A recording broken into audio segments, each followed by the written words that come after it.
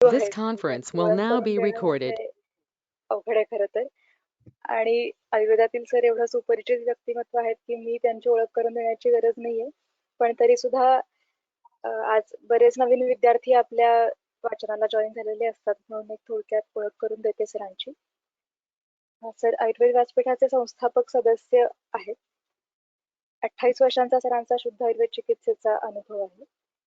स्वतःच्या पौटोड येथील क्लिनिकमध्ये तर सर कार्यरत असतातच, त्याचप्रमाणे पुनर्वसू चिकित्सालय आणि दीनानाथ मंगेशकर रुग्णालय या दोन्ही ठिकाणी कॅन्सरसाठीची स्पेशलाइज ओपीडी आहे, तिथे सर सेवा देतात. चिकित्सेच्या दृष्टीने सरांचं वैशिष्ट्य म्हटलं तर ग्रंथातील योग व्यवहारात आणणे असं सरांचं वैशिष्ट्य आहे चिकित्सेतील. सुश्रुतसंहितेतील बस्तीसाठीचे जे काही योग आलेले त्यातले मॅक्झिमम योगांचा अभ्यास करून त्याची अवस्था विनिश्चय करून ते व्यवहारात आणलेले आहेत सरांनी. पुनर्वसूमध्ये ज्या लोकांनी काम केलं असेल त्यांना हे अगदीच माहिती असेल.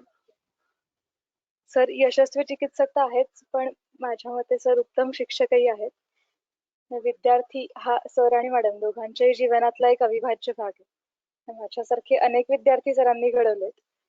विद्यार्थ्यांचं म्हणजे उत्तम वैद्य होण्यासाठी आवश्यक असणारा ग्रंथाभ्यास, व्यवहार ज्ञान, कर्माभ्यास या सगळ्या गोष्टी तर आल्याच, पण त्याच्या बरोबरीने माणूस म्हणून विद्यार्थ्यांना घडवणे आणि त्यांच्या व्यक्तिमत्वाचा विकास करणे हे सर मॅडमनी केलेलं आहे, अजूनही करतायत वेगवेगळ्या विद्यार्थ्यांच्यासाठी.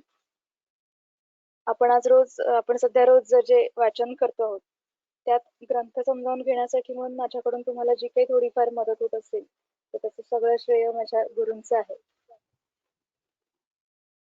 बोलायचं झालं तर मी खूप बोलू शकते, पण आपल्याला आता जो विषय आहे तो त्याच्यासाठी सरांना वेळ मिळावा याच्यासाठी मी आता थांबते आणि सरांना विनंती करते की आजचा विषय त्यांनी आपल्यासमोर मांडावा. सर. हॅलो, आवाज येतोय? हो येतोय सर. हा, नमस्कार.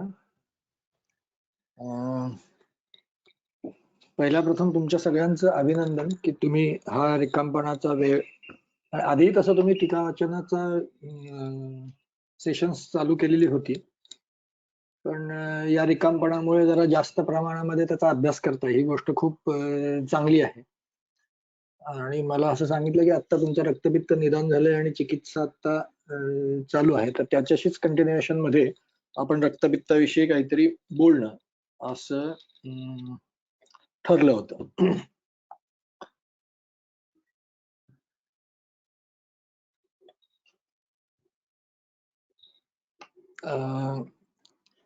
बरेच वेळा आपल्या डोक्यामध्ये एक फिट गोष्ट असते की थिअरी नावाची गोष्ट काहीतरी वेगळी असते आणि व्यवहार नावाची गोष्ट काहीतरी वेगळी असते. म्हणजे थिअरी म्हणजे आज आपण ज्या काही संहिता शिकतो त्या संहिता, आणि व्यवहार म्हणजे आजचा आपला चिकित्सा व्यवहार. खरं बघायला गेलं तर या दोन गोष्टींमध्ये काहीच भेद नाहीये, कारण संहितेमध्ये ज्या ज्या काही गोष्टी लिहिलेल्या आहेत त्या सगळ्या व्यवहारात आणण्यासाठी, म्हणजे चिकित्सा व्यवहारात आणण्यासाठीच लिहिलेल्या आहेत. रादर आयुर्वेद हेच अप्लाइड शास्त्र आहे, ते काही बेसिक सायन्सेस म्हणजे दर्शनशास्त्रांसारखं बेसिक सायन्सेस मध्ये जाणारं शास्त्र नाहीये. त्यामुळे इथे ज्या ज्या काही गोष्टी सांगितलेल्या आहेत त्या सगळ्या अप्लाय करण्यासाठीच्याच आहेत. त्यामुळे त्यातली प्रत्येक गोष्ट ही आपण चिकित्सा व्यवहारामध्ये चांगल्या पद्धतीनं, योग्य पद्धतीनं वापरणं ही गोष्ट शक्य आहे. पण बरेच वेळा असं होतं की आपण संहिता वाचतो, परीक्षेसाठी वाचतो, समजावून घेण्यासाठी वाचतो, आणि व्यवहार करताना मात्र परिस्थिती अशी होते की आपण आपल्या सरांच्या दवाखान्यात बघितलेले त्या आधीचे 4-5-10 कल्प असतील ते तेवढेच पुढे चालू ठेवणं अशी प्रक्रिया होते. तर आपल्याला या फेज मधनं कधीतरी बाहेर येणं ही गोष्ट आवश्यक आहे. आणि संहितेमध्ये प्रत्येक अवस्थेनुसार जितके जितके जितके जितके काही कल्प वर्णन करणं ही प्रक्रिया केलेली आहे, त्या प्रत्येक गोष्टीचा विचार करणं आणि त्याचा वापर करणं ही गोष्ट आपण करणं ही गोष्ट आवश्यक आहे. म्हणजे इनिशियली 4 कल्प आपण बघितलेले वापरणं ही गोष्ट स्वाभाविक आहे, पण ती गोष्ट फक्त इनिशियलच राहिली पाहिजे. त्याच्यानंतर आपल्या दवाखान्यातल्या कल्पांमध्ये सतत भर पडणं, वेगळेपणा येणं ही गोष्ट आवश्यक आहे. त्यामुळे आज आपला उद्देश काय, तर संहितेतले किंवा ग्रंथातले त्या अधिकरणातले जे काही कल्प आहेत ते त्याच्या योग्य कार्यकारण भावासह आपल्याला चांगल्या पद्धतीनं वापरता येणं याच्यासाठी आपण अभ्यास करणं हे आजचं आपलं मुख्य उद्दिष्ट आहे. आता हे बोलताना मी काही काही गोष्टी गृहीत धरलेल्या आहेत की तुम्ही निदानस्थान वाचलेलं आहे, रक्तपित्ताचं निदान वाचलेलं आहे, त्यामुळे तुम्हाला त्याच्या निदान पंचकाविषयी सगळ्याच्या सगळ्या गोष्टी माहिती आहेत. आपण त्याच्याविषयी चर्चा करणार नाही. तसंच चिकित्सेशी संबद्ध ज्या काही सैद्धांतिक गोष्टी आहेत, चिकित्सा सूत्र आहे, अवस्थिक चिकित्सेची काही काही सूत्र आहेत, त्या गोष्टींचं पण तुम्हाला आतापर्यंत वाचून ज्ञान झालेलं आहे. त्यामुळे त्याही गोष्टींविषयी आपण चर्चा करणार नाही. कल्पाची चर्चा करताना एखाद्या वेळेस त्यातल्या काही गोष्टींची म्हणजे जाता जाता चर्चा होणं एवढीच गोष्ट होईल, पण त्या सिद्धांताविषयी आपण बोलत बसलो तर तो एक वेगळा एकदा व्याख्यानाचा विषय होतो. त्यामुळे त्या भानगडीमध्ये आपण आज पडणं ही प्रक्रिया करणार नाहीये. त्यामुळे या दोन गोष्टी गृहीतक आहेत की या दोन गोष्टी तुम्हाला माहिती आहेत. त्यामुळं काही विद्यार्थी जे आता अजून नवीन आहेत, ज्यांनी पूर्ण रक्तपित्त चिकित्सा वाचलेली नाहीये, त्यांना कदाचित त्या गोष्टी थोड्याशा वेगळ्या वाटणं, अननोन आहेत असं वाटणं ही गोष्ट शक्य आहे. पण आता तुम्ही लक्षात ठेवा, जेव्हा तुम्ही पूर्ण अध्याय वाचाल त्यावेळी तुम्हाला न समजलेल्या गोष्टी ह्या कदाचित आपोआप समजणं अशी प्रक्रिया होऊ शकते. तर आपण आता डायरेक्ट कल्पांना सुरुवात करणं ही प्रक्रिया करूया. आपल्या सगळ्यांना माहिती आहे की प्रतिमार्गम हरणम रक्तपित्त विधीयते. प्रतिमार्ग हरण करणं दोषांचं हेच रक्तपित्ताच्या चिकित्सेचं प्रधान सूत्र आहे. आणि त्याच्यामुळे पहिल्यांदाच काय वर्णन केलेले आहेत तर शोधन योग वर्णन करणं ही प्रक्रिया रक्तपित्तामध्ये केलेली आहे. आता प्रतिमार्गमच्या मध्ये उद्योगामध्ये विरेचन द्यायचं, अधोगामध्ये वमन द्यायचं, ही गोष्ट सरळ सरळ आहे. आणि त्याच्यात काय सांगितलेलं आहे, जे संतर्पणोत्तर रक्तपित्त असेल, बलवान रुग्ण आहे, बहुदोषावस्था आहे, अशी परिस्थिती असेल तर शोधन हा ऑप्शन आपण निवडायचा आहे. आणि जर याच्या विपरीत काही गोष्टी असतील तर शमन किंवा अन्य अन्य काही गोष्टींचा जे पुढे ऑप्शन दिलेले आहेत ती गोष्ट करायची आहे. त्यामुळे सगळ्यात पहिल्यांदा ऑप्शन काय दिलेला आहे तर शोधन हा ऑप्शन ग्रंथामध्ये वर्णन केलेला आहे. आपण तिथूनच सुरुवात करणं ही प्रक्रिया करूया. शोधनामध्ये सगळ्यात पहिला कल्प जो वर्णन केलेला आहे तो आता इथे एक गोष्ट लक्षात घ्या की सगळेच्या सगळे कल्प मी घेतलेत अशी परिस्थिती नाहीये. प्रत्येक अवस्थेतला एखाद दुसरा महत्वाचा कल्प हा इथे आपण घेणं ही प्रक्रिया केलेली आहे. घेण्यामध्ये दोन गोष्टी चे क्रायटेरिया ठेवलेले आहेत. नंबर 1 ची गोष्ट म्हणजे यातले बहुसंख्य कल्प हे वापरामधले आहेत. म्हणजे यातले बहुसंख्य कल्प मी वापरतो त्याच्यामुळे जे जे वापरात आहेत त्या बऱ्याच गोष्टी इथे आलेल्या आहेत. आणि नंबर 2 ची गोष्ट काही वापरात नसलेल्या गोष्टी पण सोप्या आहेत किंवा अवस्थेनुसार ज्या महत्वाच्या आहेत, ज्या अभ्यासून अजून आपल्या चिकित्सेमध्ये ते आणणं ही गोष्ट शक्य आहे, अशा कॅटेगरीतले काही कल्प आहेत. त्यामुळे प्रत्येक कल्पाविषयी चर्चा हा असा इथे आपण विषय ठेवलेला नाहीये. प्रत्येक अवस्थेनुसार एखाद दुसरा कल्प अशा पद्धतीने आपण पुढे जाणं ही प्रक्रिया करणार आहोत. तर त्रिवृत लेह सगळ्यात पहिल्यांदा आलेला आहे.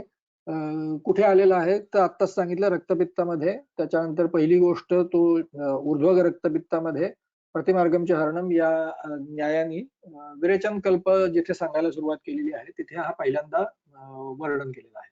काय त्रिवृत श्यामा कषायण कल्केन च सशर्करम साधयेत विधिवत लेहम लिह्यात पाणी तलम ततः.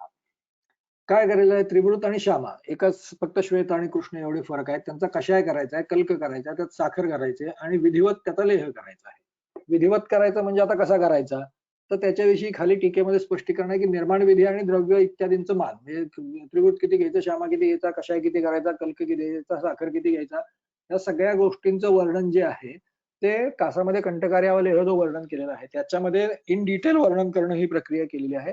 त्याच्याप्रमाणेच तुम्ही इथे करणं ही प्रक्रिया करायची. त्याच्यासाठी वेगळं काही तुम्हाला सांगण्याची गरज नाहीये.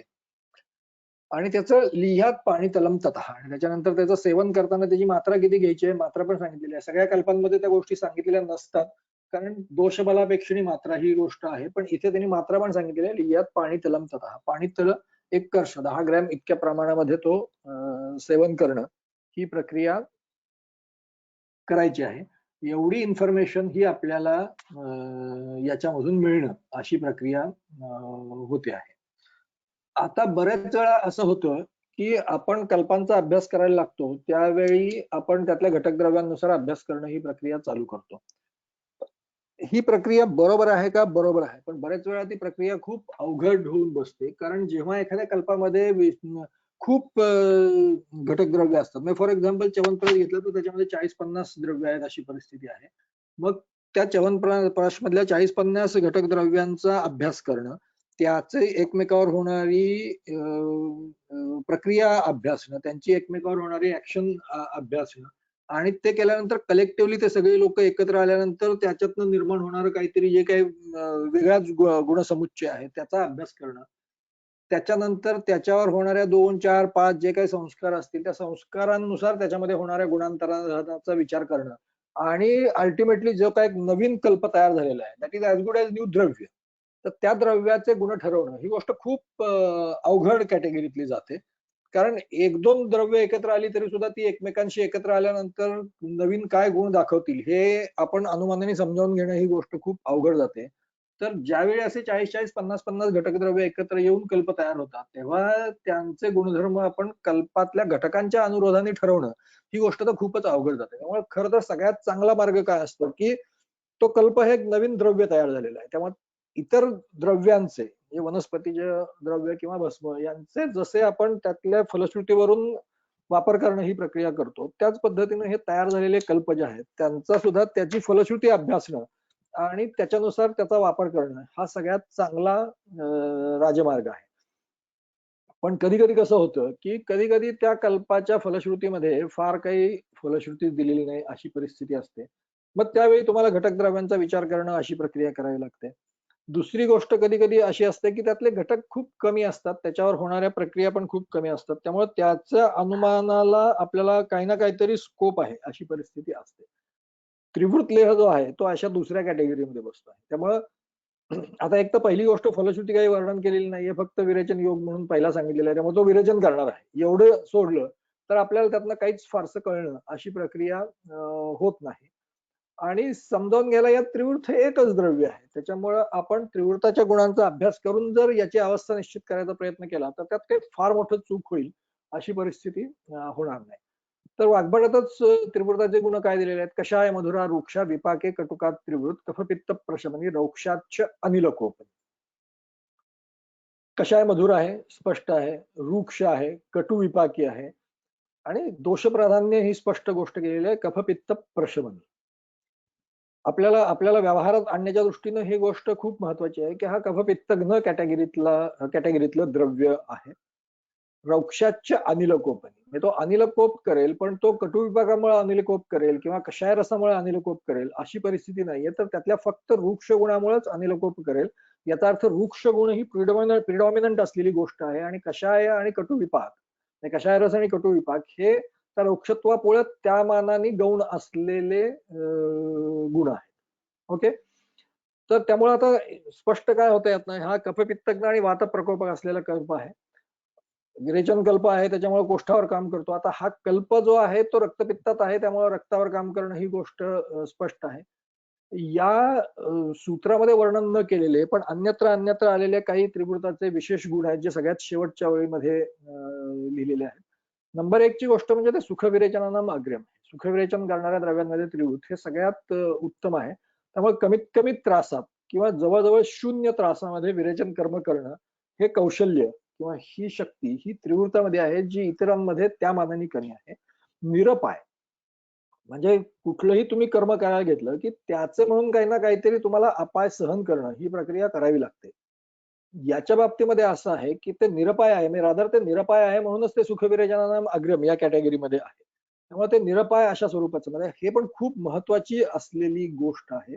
आणि दुसरी गोष्ट सांगितलेली आहे की हे सुकुमार, अल्पबलाचे रिप्रेझेंटेटिव्ह असलेले शिशु, बाल आणि मृदुकोष्ठ यांना हितकर आहे. तर थोडक्यात काय आहे की यातनं स्पष्ट ही गोष्ट होते की हे मृदू कॅटेगरीतलं विरेचन करणारं द्रव्य आहे. त्यामुळे ज्यांचं धातुबल कमी आहे, जे सुकुमार आहेत म्हणजे क्लेश सहन करणं ही गोष्ट ज्यांना अजिबात शक्य नाहीये अशा लोकांना विरेचन कर्म करणं ही प्रक्रिया जर करायची असेल तेवढाच दोषसंचय आहे आणि तेवढा आपल्याला दोषसंचय बाहेर निघाल तरी आपल्याला पुरेसं आहे. अशी ज्यावेळी परिस्थिती असेल तर तेव्हा त्रिवृताचा वापर करणं आणि त्याचा योग्य तो योग निवडणं ही गोष्ट आपण करू शकतो. आता असं जरी त्रिवृताच्या बाबतीत असलं म्हणजे थोडक्यात त्रिवृत नुसतं वापरायचं असं म्हणलं तर ते कफपित्तघ्न आणि वात प्रकोपक आहे. त्यामुळे हा आपल्याला दोष येणार आहे की आपण जेव्हा तो वापरू त्यावेळी तो वात क्षीण अवस्थेत वापरला तरच आपल्याला उपयोग होणं ही गोष्ट होईल, अदरवाईज आपण अशुद्ध चिकित्सेकडे जाणं ही प्रक्रिया होईल. तर तसं प्रत्येक वेळी करणं ही गोष्ट शक्य नाहीये. म्हणून मग पुढे एक वाग्भटाच्या कल्पस्थानात सूत्र आलेलं आहे की स इदानीम औषधही युक्ता वातपित्त कफापहैः कल्पविशेष कल्पविशेष्यम आसाद्य जायते सर्व रोगजित. मग तोच त्रिवृत म्हणजे तेच जे फक्त एक त्रिवृत नावाचं द्रव्य आहे ते विविध औषधांनी जर युक्त केलं तर ते फक्त कफपित्तग्न आणि वातकोपक अशा अवस्थेमध्येच उपयोगाला येतं असं नाही, तर वातपित्त कफ अशा तीनही दोषांसाठी उपयुक्त होणं ही गोष्ट शक्य आहे. म्हणजे आपण जेव्हा कल्प बनवणं ही प्रक्रिया करतो तेव्हा त्याची मर्यादा किंवा त्याचं कार्यक्षेत्र हे आपण वाढवणं ही प्रक्रिया करतो आहे. त्रिवृत वातप्रकोपक आहे, पुढे आपण बनवणारे कल्प हे वातप्रकोप करणार नाहीत याची काळजी घेणं ही प्रक्रिया केलेली आहे. आणि कल्पवैशेष्यम असाध्य जायते सर्व रोगजित. आणि त्याचे वेगवेगळे कल्प जर आपण करणं ही प्रक्रिया केली तर तो फक्त एकाच कुठल्या तरी व्याधीमध्ये वापरता येईल अशी परिस्थिती नाहीये, तर तो सर्व रोगजित म्हणजे भिन्न भिन्न भिन्न भिन्न व्याधींमध्ये. इथे सर्व रोग सगळ्याच व्याधींमध्ये वापरणं ही प्रक्रिया करता येईल. सर्व रोगजित ही गोष्ट असते त्यावेळी अपेक्षित काय असतं की एक कुठली तरी अवस्था डिफाईन केलेली आहे आणि ती अन्यान्य व्याधींमध्ये जिथे जिथे जिथे येते त्या ठिकाणी ती अवस्था भंग करण्यासाठी तो संप्राप्तीचा टप्पा भंग करण्यासाठी आपल्याला तो कल्प वापरता येणं ही गोष्ट शक्य आहे. म्हणजे थोडक्यात काय तर त्रिवृत या द्रव्यापासून जेव्हा त्याचे कल्प बनवणं ही प्रक्रिया केली, म्हणजे आता त्रिवृत लेहाविषयी बोलतो आहोत, तेव्हा आपण साध्य काय करणार आहोत, म्हणजे रादर आपण काय करणार आहोत म्हणण्यापेक्षा ग्रंथकारांनी साध्य केलेलं आहे, आपण फक्त ते वापरणार आहोत. त्यांनी साध्य काय केलेलं आहे तर त्याचं फक्त द्विदोषज्ञ होतं, त्याच्याऐवजी त्याला त्रिदोषज्ञ ही गोष्ट करण्याचा प्रयत्न करणं ही गोष्ट केलेली आहे. आणि नंबर 2 ची गोष्ट त्याचं कार्यक्षेत्र सर्व रोगजित म्हणून त्यांनी त्याचं कार्यक्षेत्र वाढवण्याचा प्रयत्न करणं ही प्रक्रिया केलेली आहे. आता तिथेच पुढे काय आलेलं आहे की हाच कल्प म्हणजे त्रिवृत हे जर तुम्हाला पित्तविरेचनासाठी वापरायचं असेल, आता ते त्रिदोषज्ञ या कॅटेगरीत झालं, पण पित्तविरेचनासाठी जर ते वापरायचं असेल तर ते कशा कशा बरोबर वापरलं तर ते होईल पित्त विरेचन करणारं, तर आज्य सीता मधु क्षीर द्राक्षा इक्षु काश्मीर स्वादुस्कंदातली सगळी औषधं आणि वरारस यांच्या बरोबर जर ते वापरलं तर पित्त विरेचन. म्हणजे बाकीचे मी आता घेतले नाहीत कारण आपण चर्चा करतोय ते रक्तपित्ताच्या अनुरोधाने करणं ही प्रक्रिया करतो आहे, त्यामुळे फक्त पित्त विरेचनासाठी एवढ्या गोष्टी आपल्याला त्याच्यामध्ये मिसळणं ही प्रक्रिया करायची आहे.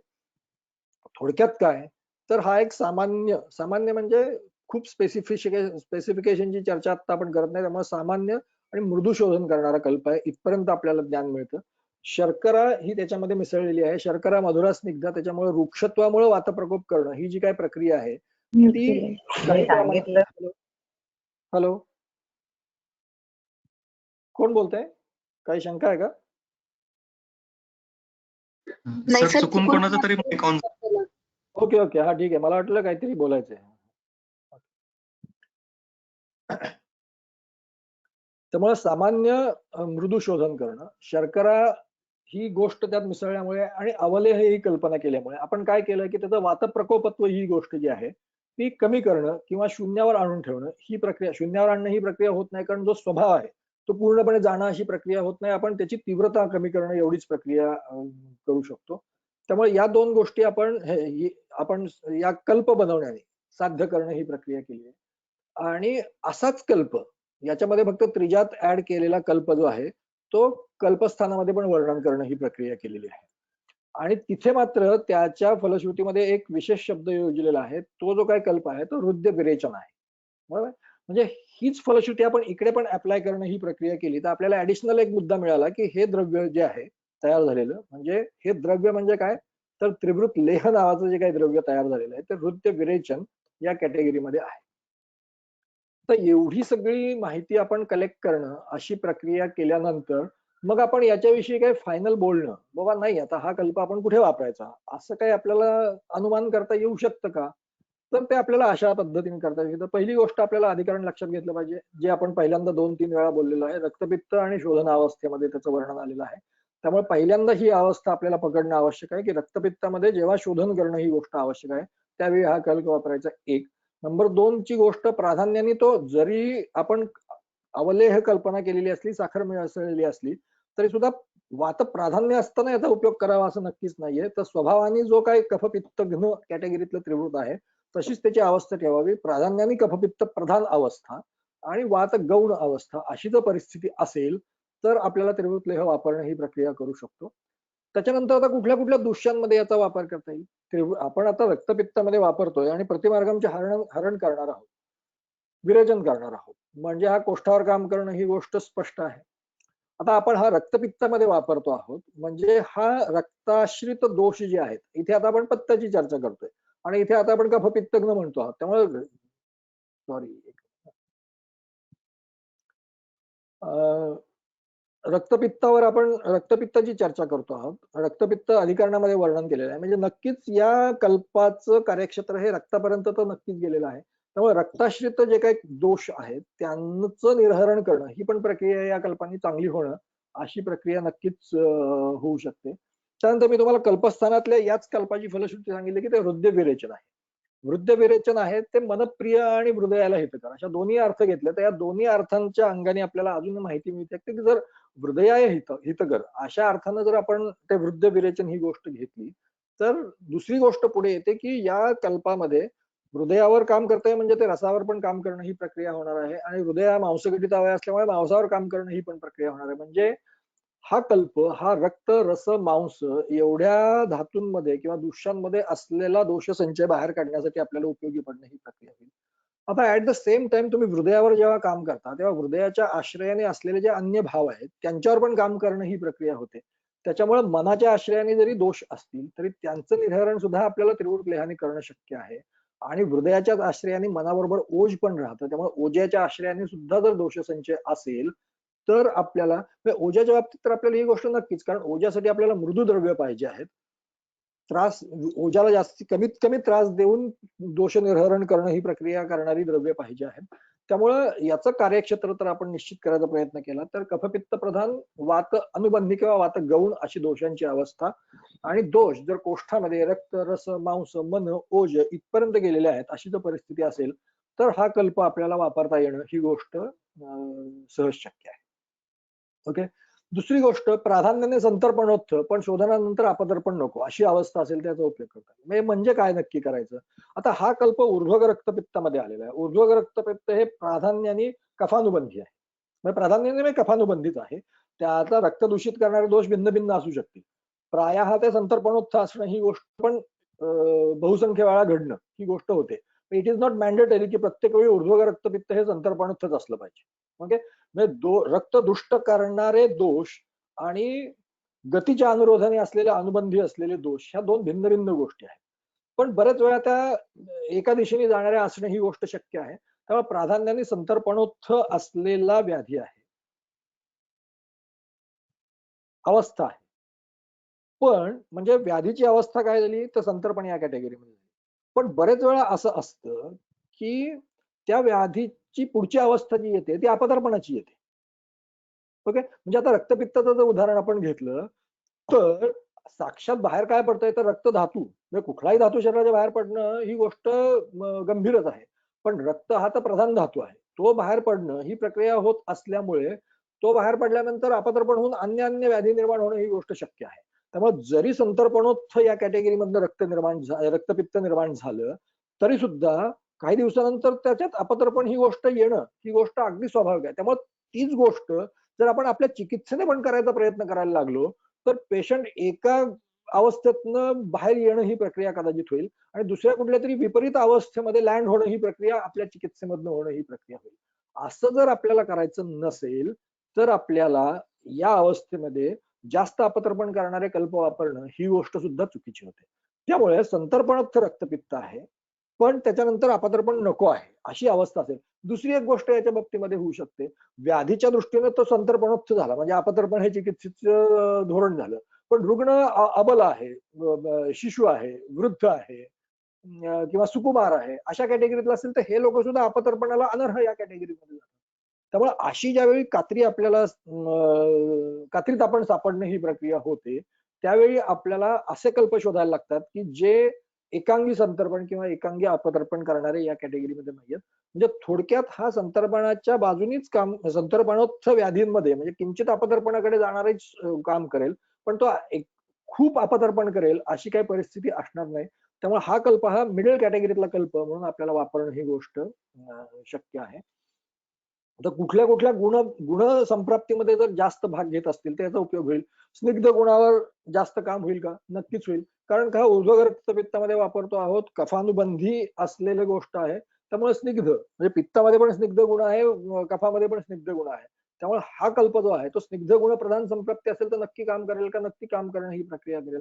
रक्तपित्तामध्ये उष्ण गुण आणि त्याच्यानंतर द्रव गुण हे दोन गुण सुद्धा त्याच्यामध्ये भाग घेणं ही प्रक्रिया होते का, होते. त्यामुळे हा कल्प स्निग्ध, उष्ण आणि द्रव हे 3 गुण जर संप्राप्तीमध्ये भाग घेत असतील तर आपल्याला उपयोगी होणं ही प्रक्रिया होऊ शकेल. ऍड्रेस म्हणजे थोडक्यात आपण काय तर आप आणि तेज महाभूत प्रधान संप्राप्ती आहे अशी जर परिस्थिती असेल तर आपल्याला याचा वापर करणं ही प्रक्रिया करता येऊ शकते.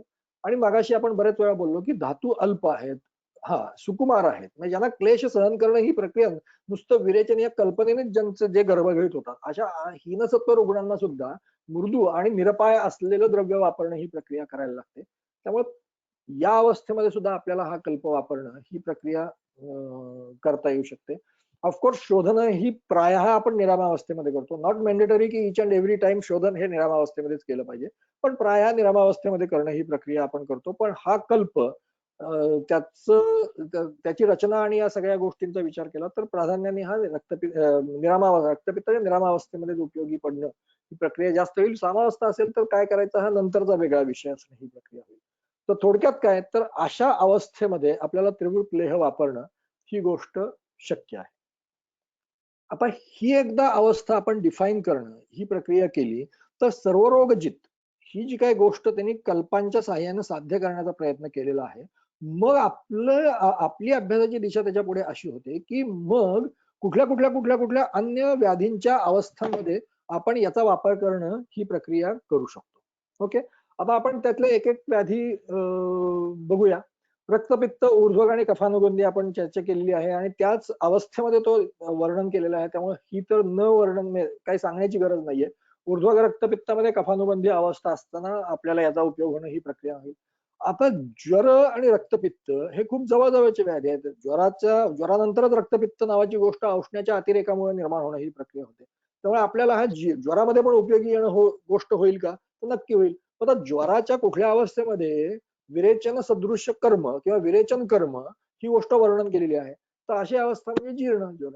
जीर्ण ज्वरामध्ये दोष जर पक्व झालेले असतील, दोष जर शिथिल झालेले असतील आणि तो जो काही निर्माण झालेला ज्वर आहे तो विष आणि मद्योच्छ या कॅटेगरीमध्ये असेल तर तिथे विरेचन करायला सांगितलेलं आहे. आणि तिथे विरेचन जे आहे ते त्रिवृत हे मधु आणि घृत यांच्या बरोबर घेणं ही प्रक्रिया करायला सांगितलेली आहे. म्हणजे थोडक्यात काय तर मधुर रसाची द्रव्य त्याच्याबरोबर देऊन त्रिवृत घेणं ही प्रक्रिया केलेली आहे. आपण एक्झॅक्टली तीच गोष्ट या कल्पामध्ये पण साध्य करणं ही प्रक्रिया केलेली आहे. त्यामुळं जीर्ण ज्वरातल्या पक्व शिथिल दोषावस्थेमध्ये विष आणि मद्योत्थ ज्वरामध्ये सुद्धा जर आपण त्रिवृत लेह वापरलं तर आपण नक्कीच चांगले परिणाम मिळवणं ही प्रक्रिया करू शकतो. त्यानंतर मदात्यामध्ये तर प्राधान्याने संप्राप्ती कोणाच्या आश्रयाने निर्माण झालेली असते तर ओजाच्या आश्रयाने निर्माण झालेली असते, कारण सगळे ओज विपरीत असलेले गुण आहेत. त्यामुळे मदात म्हणजे आपल्याला दोषांचं शोधन करणं ही कुठनं करायची आहे तर ओजातनं करणं, ओजाशी संबद्ध असलेल्या गोष्टीतनं बाहेर काढणं ही प्रक्रिया करायची आहे. त्यामुळे ओजामध्ये सुद्धा जर पित्त कफ प्रधान लक्षणं आहेत अशी परिस्थिती असेल तर तिथे शोधन करण्यासाठी सुद्धा आपण त्रिवृत लेह वापरणं ही प्रक्रिया करू शकतो. पित्तच्या कासामध्ये करू शकतो का, कासामध्येच अवरोध करणारा कुठला तरी दोष आहे. त्यामुळे पित्तच्या कासामध्ये जर अवरोध करणार जे काही पित्त आहे त्याचं शोधन करायचंय अशी अवस्था असेल तर आपल्याला हा योग खूप चांगला उपयोगी पडेल. कारण कासामध्ये आपल्याला सगळ्यात मोठी काळजी काय करायला लागते, कारण अवरोध करणारे दोष जरी भिन्न असले तरी सुद्धा पुढची सगळी संप्राप्ती वात करतोय. त्यामुळे त्यांचं शोधन करताना किंवा त्यांचं शमन करताना सुद्धा आपल्याला वात वाढणार नाही, वाताची वृद्धी होणार नाही याच्याकडे लक्ष हे अत्यंत क्षणोक्षणी देणं ही प्रक्रिया करावी लागते. त्यामुळं वाताला अनपायी अशा कॅटेगरीतलाच कुठला तरी आपल्याला कल्प शोधणं ही प्रक्रिया करायला लागते. असा कल्प हा त्रिवृत लेह आहे का, आहे. त्यामुळे पित्तच्या कासामध्ये अवरोध करणाऱ्या पित्ताचं शोधन करायचं असेल आणि त्यात सुद्धा परत दोन अवस्था आलेल्या आहेत, तनुकफ आणि घनकफ. ओके, त्यातली जर तनुकफ ही अवस्था असेल तर आपल्याला पित्तच्या कासामध्ये पण याचा उपयोग खूप चांगल्या पद्धतीने होणं ही प्रक्रिया होते. ऍट द सेम टाइम आपण श्वासामध्ये याचा उपयोग करू शकतो का, नक्की करू शकतो. जसा कास हा प्रतिलोम वातामुळे निर्माण होणारा व्याधी आहे तसा श्वास हा सुद्धा प्रतिलोम वातामुळे निर्माण होणारा व्याधी आहे. ओके, त्यामुळे अनुलोमन हेच श्वासामध्ये सुद्धा असलेलं चिकित्सा सूत्र आहे. त्यामुळे श्वासाच्या प्रथमक या अवस्थेमध्ये जर आपण प्रथमक काय जर मूर्छायुत हा शाम्येत शीतही असं त्याचं वर्णन केलं. त्याच्यामुळे अशा अवस्थेमध्ये जर आपण त्रिवृत लेह ही गोष्ट वापरली तर त्याचा कोणाचा तरी माईक चालू राहिला, म्यूट करा, म्यूट करा. कोणाचा तरी आवाज येतोय, माईक चालू राहिला. ज्योती गुप्ता कोण आहेत? ज्योती गुप्ता माईक. त्याच्यानंतर पुढे त्याच्यानंतर पुढे पित्तप्रधान राजे अक्ष्मा, याच्यामध्ये आपल्याला वापर करता येईल का? नक्कीच करता येईल. राजे अक्ष्म्यामध्ये प्रायः शोधन करायचं नाही, असं जरी सामान्य चिकित्सा सूत्र असलं तरी सुद्धा पुढे अवस्था अशात शोधनाच्या अवस्था वर्णन केल्या, शोधन ही गोष्ट वर्णन केलेली आहे आणि त्याचे योग सुद्धा राजे अक्ष्म्याच्या अधिकरणामध्ये वर्णन केलेले आहे. त्याच अधिकरणातलं जर तुम्ही हे बघितलं तर पित्तप्रधान राजे अक्ष्मा ही परिस्थिती असेल तर त्रिवृत श्यामा शर्करा मधुसर्पी असं सेवन करणं ही गोष्ट आलेली आहे. आता आपण जो काही कल्प अभ्यासतो आहोत त्यात साखर आहे, अवलेह केलेला आहे, म्हणजे हा पण पित्तप्रधान राजे अक्ष्म्यामध्ये जास्त अपतर्पण करणार नाहीये, त्यामुळे फिट बसणारा कल्प आहे का? नक्कीच आहे. त्यामुळे राजे अक्ष्म्या मध्ये सुद्धा जर पित्ताचं शोधन करणं ही प्रक्रिया करायची असेल तर आपल्याला हा वापरणं ही गोष्ट शक्य आहे. राजे अक्ष्म्यातूनच उत्पन्न होणारे छर्दी, पित्ताच्या छर्दीमध्ये याचा उपयोग होईल का? नक्कीच होईल. पित्ताच्या छर्दीमध्ये काय चिकित्सा आलेली आहे? ज्या काही बाकीच्या गोष्टी आलेल्या तर विरेचन हा एक उपक्रम आलेला आहे आणि तो विरेचन करण्यासाठी काय करायचंय? परत त्रिवृतच वापरायचंय. कसं वापरायचंय? द्राक्ष आणि इक्षू रसयुक्त म्हणजे त्रिवृत हे परत मधुर रसाच्या द्रव्यांबरोबर वापरणं ही प्रक्रिया करायची. एक्झॅक्टली हीच गोष्ट आपण या कल्पामध्ये साध्य केलेली आहे का?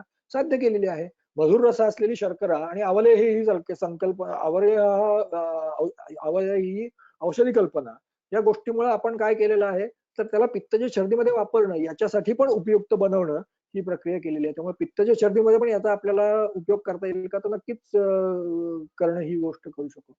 नेक्स्ट हृदरोग. हृदरोग आता आपण वापरणार का? नक्कीच वापरणार, कारण आपल्याला डायरेक्ट फलश्रुतीमध्ये सांगितलेलं आहे की वृद्ध विरेचन आहे. ओके, म्हणजे मनप्रिय ही गोष्ट क्षणभर बाजूला ठेवा, ते हृदयातल्या दोषांना बाहेर काढणं ही प्रक्रिया करेल का? करेल. त्यामुळे आपल्याला हृदरोगामध्ये सुद्धा हे विरेचन म्हणून वापरता येईल का? तर नक्कीच वापरता येणं ही प्रक्रिया होईल. पित्तचार्ष किंवा रक्तार्ष. ओके, आता हा कल्प जर बघितला तर आता आपण बघितलं की तो पित्तावर काम करणार आहे, कफपित्तग्न या कॅटेगरीतलं काम करणार आहे. त्यामुळे पित्ताचं शोधन आणि रक्तपित्तामध्ये आलेलं आहे, त्यामुळे पित्ताचं शोधन करणं ही प्रक्रिया करणार आहे. त्याचं जर दुष्टांमधलं कार्यक्षेत्र बघितलं तर रक्त मांस इथपर्यंत ते गेलेलं आहे. आर्ष हा एक्झॅक्टली याच दोषदुष्टांमुळे निर्माण होणारा संचय आहे, व्याधी आहे. ऍट द सेम टाइम त्याच्यामध्ये दुसरी गोष्ट काय घडलेली असते तर मलसंचय ही गोष्ट भरपूर प्रमाणामध्ये असते. त्यामुळे मलसंचय बाहेर काढणं आणि नंबर 2 ची गोष्ट रक्त आणि मांस इथपर्यंत गेलेल्या दोषांना बाहेर काढणं ही प्रक्रिया आरशामध्ये ज्यावेळी करायची असते त्यावेळी आपल्याला हा कल्प खूप उपयोगाला येऊ शकतो. त्यामुळे पित्तजय आर्ष आणि रक्तार्शामध्ये गाढशकृत अशी जर अवस्था असेल तर या कल्पाने आपल्याला खूप चांगला उपयोग होणं ही प्रक्रिया होईल. पित्तज ग्रहणीमध्ये विरेचन कल्प वापरणं ही गोष्ट खूप जबाबदारीने करावी लागते, कारण ऑलरेडी अतिसरण होणं किंवा कधी अतिसरण होणं, कधी गर्भितत्व असणं अशी अवस्था ही प्राय आपल्याला ग्रहणीमध्ये बघायला मिळणं ही प्रक्रिया होते. पण पित्तज ग्रहणीची जर चिकित्सा बघितली तर पित्तज ग्रहणीच्या चिकित्सेमध्ये काय सांगितलेलं आहे? पहिल्यांदा अग्नीचं निर्वापन करणारं जे काही पित्त आहे त्याचं विरेचनाने शोधन करून टाकावं आणि ते शोधन झाल्यानंतर तिक्त रसाच्या द्रव्यांनी अग्नीचं दीपन करणं ही प्रक्रिया करावी. फिनिश. 2च फक्त आपल्याला चिकित्सा सूत्र सांगितलेले आहे, 2च गोष्टी करायला सांगितलेल्या आहे आणि त्यातलं पहिलं कर्म, पहिली गोष्ट जर आपल्याला साध्य करायची आहे काय? अग्नीचं निर्वापन करणारं पित्त त्याचं हरण करणं ही प्रक्रिया करायची आहे. तर त्याच्यासाठी आपल्याला हे द्रव्य उपयोगी येईल का? येईल का? हे मृदू शोधन करणारं आहे. त्यामुळे ग्रहणीमध्ये तीव्र शोधन करणारी द्रव्य वापरली तर ग्रहणीला कदाचित त्रासदायक होणं ही प्रक्रिया होईल. पण मृदू शोधन करणारी द्रव्य वापरली आणि त्याने जर अग्नीचं निर्वापन करणारं पित्त आपण बाहेर काढणं ही प्रक्रिया केली तर हा कल्प हा आपल्याला पित्तच्या ग्रहणीमध्ये सुद्धा उपकारक या कॅटेगरीमध्ये. पुढे पांडू आणि त्यातनंच उत्पन्न होणारी बहुपित्ता कामाला, याच्यामध्ये उपयोग होईल का? याच्यामध्ये नक्कीच उपयोग होईल. आता पुढचा प्रश्न लगेच कोणीतरी विचारू शकेल किंवा कोणाला तरी शंका येऊ शकेल की पांडूमध्ये जर तुम्ही बघितलं तर तीक्ष्ण शोधनाची अपेक्षा आहे. ओके, काय तीक्ष्ण वमन आणि तीक्ष्ण विरेचन त्याच्यामध्ये वापरणं ही प्रक्रिया करायची. आणि तुम्ही तर पहिल्यांदा असं वर्णन केलेलं आहे की हा कल्प हा मृदू शोधन करणारा म्हणजे मृदू विरेचन करणं ही प्रक्रिया करतोय. म्हणजे तुम्ही व्याधी जे काही चिकित्सा सूत्र सांगितलेलं आहे त्याच्या एक्झॅक्टली विपरीत असलेला हा कल्प आहे आणि तरी सुद्धा तुम्ही असं विधान करता आहात की तो पांडू किंवा पांडू आणि बहुपित्ता कापणीमध्ये वापरता येणं ही प्रक्रिया होईल. तर याचं गणित कसं काय बनवायचं? आता पांडूमध्ये तीव्र शोधन करणं ही गरज कोणाची आहे? तर ती व्याधीची गरज आहे. पण मी मगाशी म्हटलं तसं की रुग्ण अल्पबल आहे, रुग्ण हीनसत्व आहे, रुग्ण अबल आहे, रुग्ण शिशु आहे, रुग्ण वृद्ध आहे, अशी परिस्थिती असेल तर ते तीक्ष्ण शोधन द्यायचं का? आपल्याला विचार केला पाहिजे. तुम्ही ग्रंथातल्या अनेक ठिकाणी जर बघितलं तर व्याधीतः अपेक्षित असलेली एक गोष्ट आणि रुग्णतः अपेक्षित असलेली दुसरी गोष्ट यांच्यामध्ये जर कॉन्फ्लिक्ट येणं ही प्रक्रिया निर्माण झाली तर बहुसंख्य ठिकाणी रुग्णाला प्राधान्य देणं ही गोष्ट केलेली आहे. त्यामुळे तेच सूत्र जर आपण इथे वापरणं ही प्रक्रिया केली तर व्याधीतः जरी तीक्ष्ण विरेचनाची अपेक्षा असली तरी सुद्धा रुग्ण जर तीक्ष्ण विरेचनाला अर्ह नाहीये अशी परिस्थिती असेल तर आपल्याला मृदू विरेचनाकडे जाणं ही प्रक्रिया करायला लागेल. आणि या अवस्थेमध्ये पांडूच्या आपल्याला हा देह उपयोगी पडेल का तर नक्कीच उपयोगी पडणं ही प्रक्रिया होईल. बहुपित्त कामालेमध्ये काय होतं, बहुपित्त कामालेमध्ये मांस आणि रक्त दग्ध होणं ही प्रक्रिया होते. ही रक्तपित्ताच्या पुढची अवस्था आहे. रक्तपित्तामध्ये उष्ण गुण वाढलेला आहे, त्यांनी धातूंना स्वेद निर्माण केलेला आहे आणि त्याच्यामुळे द्रव गुण वाढून उष्ण आणि द्रव हे दोन गुण सगळी संप्राप्ती घडवणं ही प्रक्रिया होते आहे. पण हे उष्णता तसंच पुढे कंटिन्यू राहिलं म्हणजे ही संप्राप्ती तशीच पुढे वाढत राहिली कशी, तुम्ही उष्णगुणाचे हेतू सेवन करत करत, तर पुढे काय होईल, जो फक्त आता उष्ण गुण हा धातूंना स्वेद निर्माण केल्यामुळे द्रवगुण उत्पन्न करणं ही प्रक्रिया करतोय, तो त्या द्रवाचं शोषण करणं ही प्रक्रिया करेल आणि शोषण ही प्रक्रिया केल्यानंतर त्यातनं जे काही उत्पन्न होणार आहे ती बहुपित्त कामाला ही गोष्ट आहे. त्यामुळे अशा अवस्थेमध्ये सुद्धा किंचित संतर्पणाची जोड असलेला आणि पित्ताचं शोधन करणारा असा आपल्याला कल्प लागेल का, लागेल. त्यामुळे इथे हा कल्प हे काम करेल का तर नक्कीच करणं ही प्रक्रिया होईल.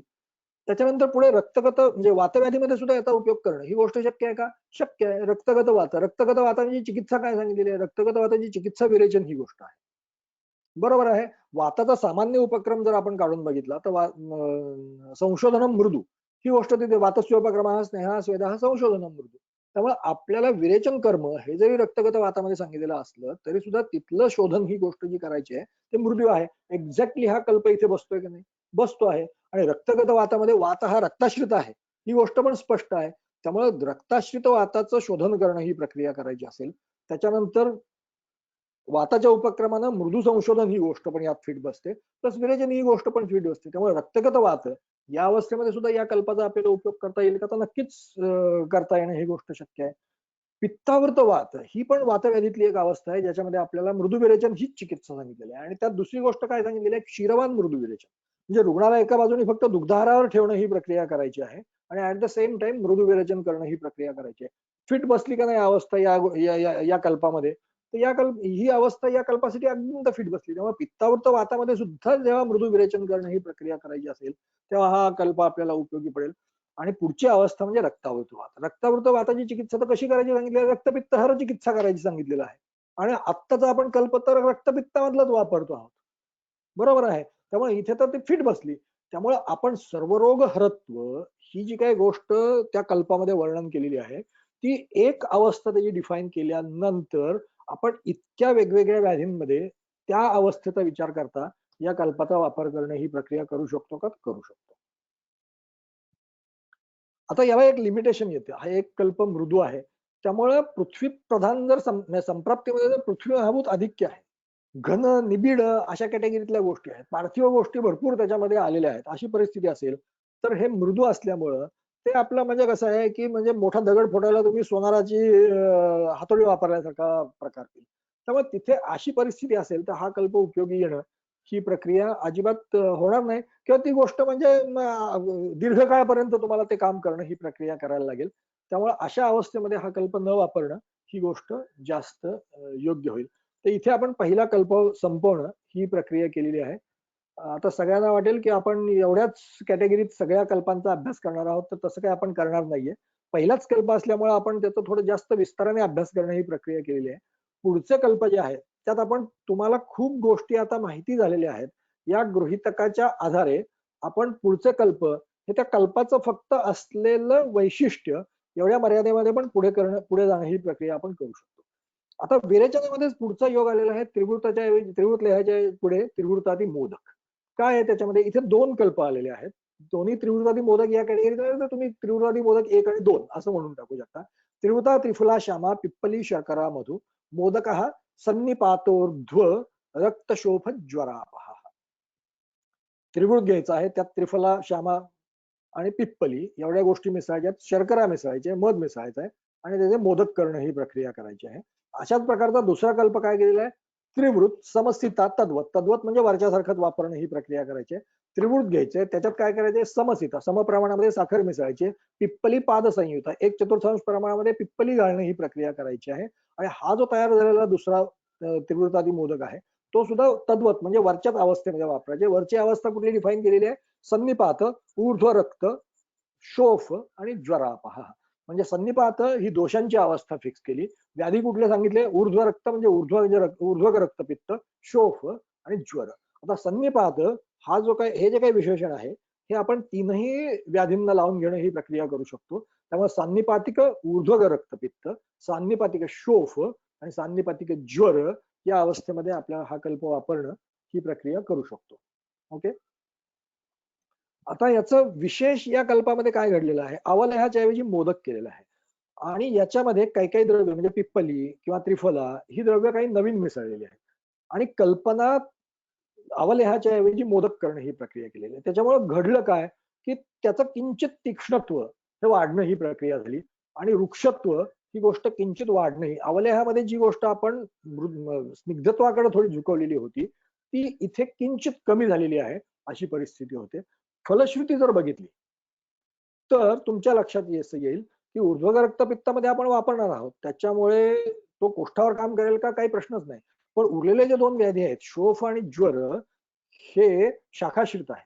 म्हणजे अलीकडच्या म्हणजे अलीकडचा कल्प म्हणजे त्रिवृत लेहामध्ये मुख्यतः तो कोष्ठावर काम करणारा पण आपण अनुमानाने तो भिन्न भिन्न व्याधींमध्ये वर्णन करणारा उपयोगी पडणारा, त्यामुळे तो शाखेवर पण काम करणार असं आपण अनुमान करणं ही प्रक्रिया केली. पण या कल्पाची जर फलश्रुती बघितली तर आपल्याला फलश्रुतीमध्येच जे काही व्याधी वर्णन केलेले आहे ते दाखवतात की तो शाखेवर पण तितक्याच चांगल्या पद्धतीने काम करतो.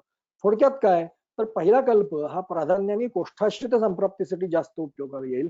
हा कल्प हा शाखाश्रित संप्राप्ती असताना जास्त उपयोगाला येणार आहे. पहिला कल्प हा कफपित्त घ्न वात गौण अशा अवस्थेमध्ये उपयोगाला येईल.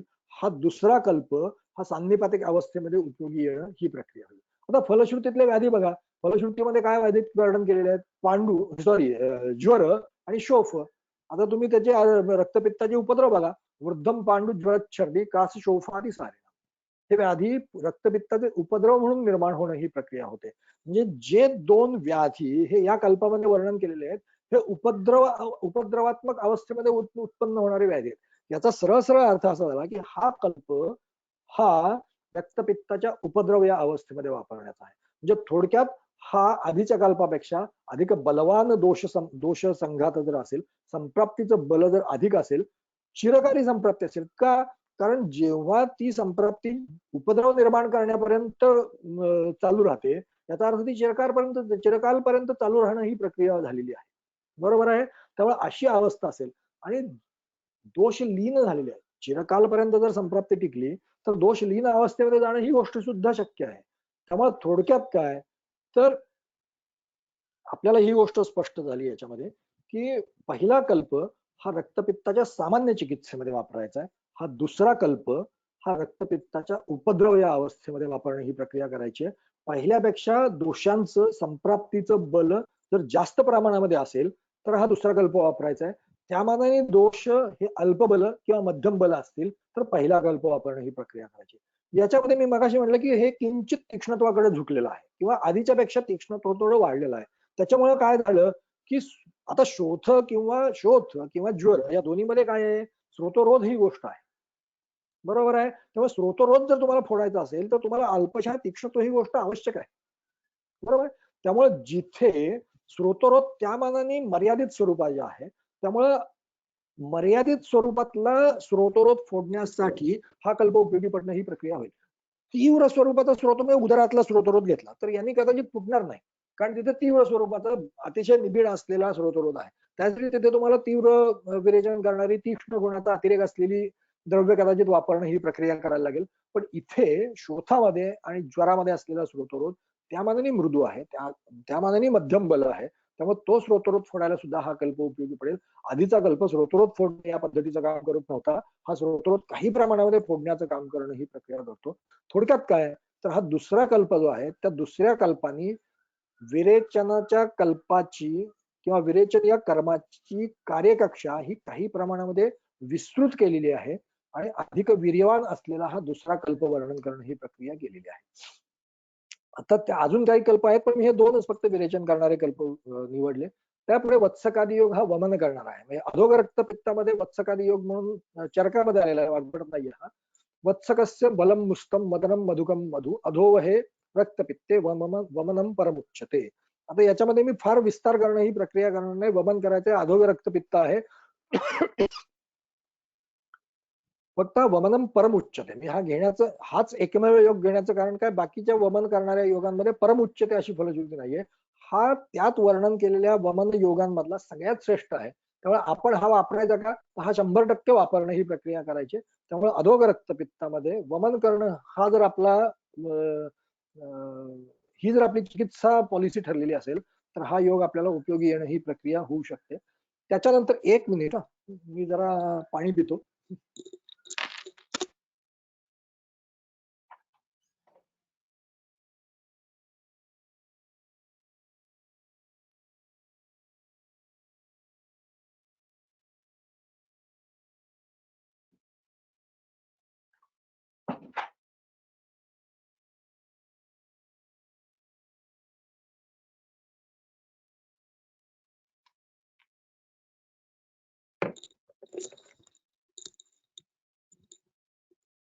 सॉरी.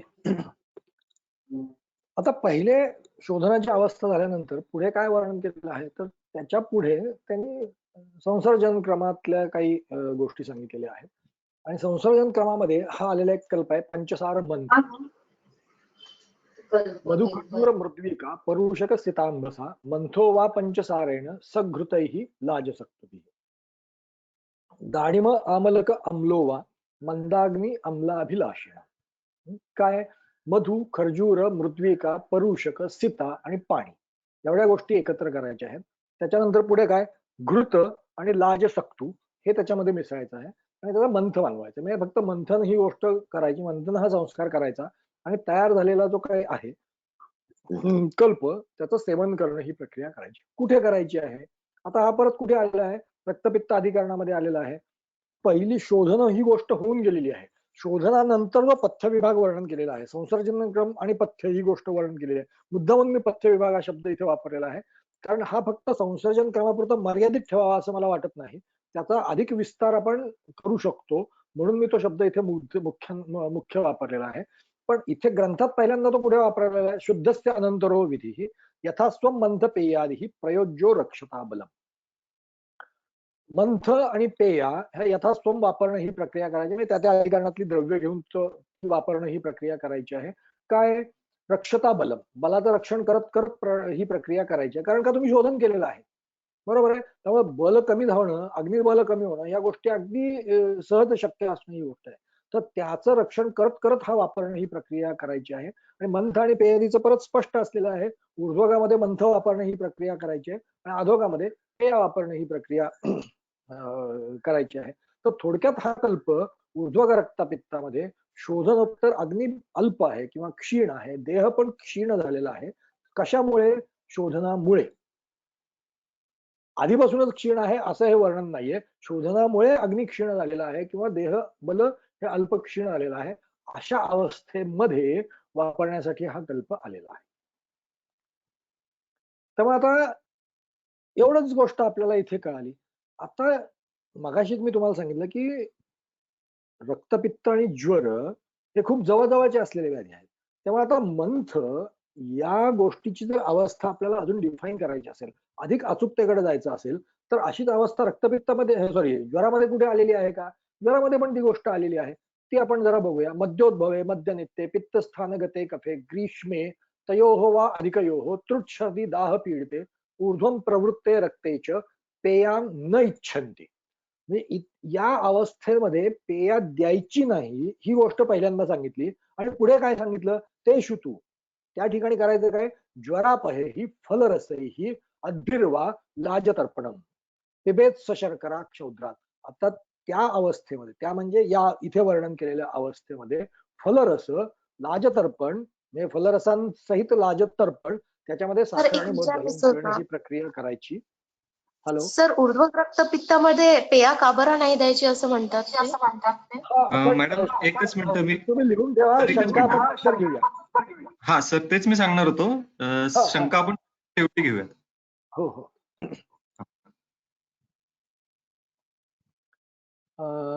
कुठे गेलं? हा. ज्वरापहेहि फलरसहि अद्भिर्वा लाजतर्पणम पिबेत शर्करा क्षौद्रा.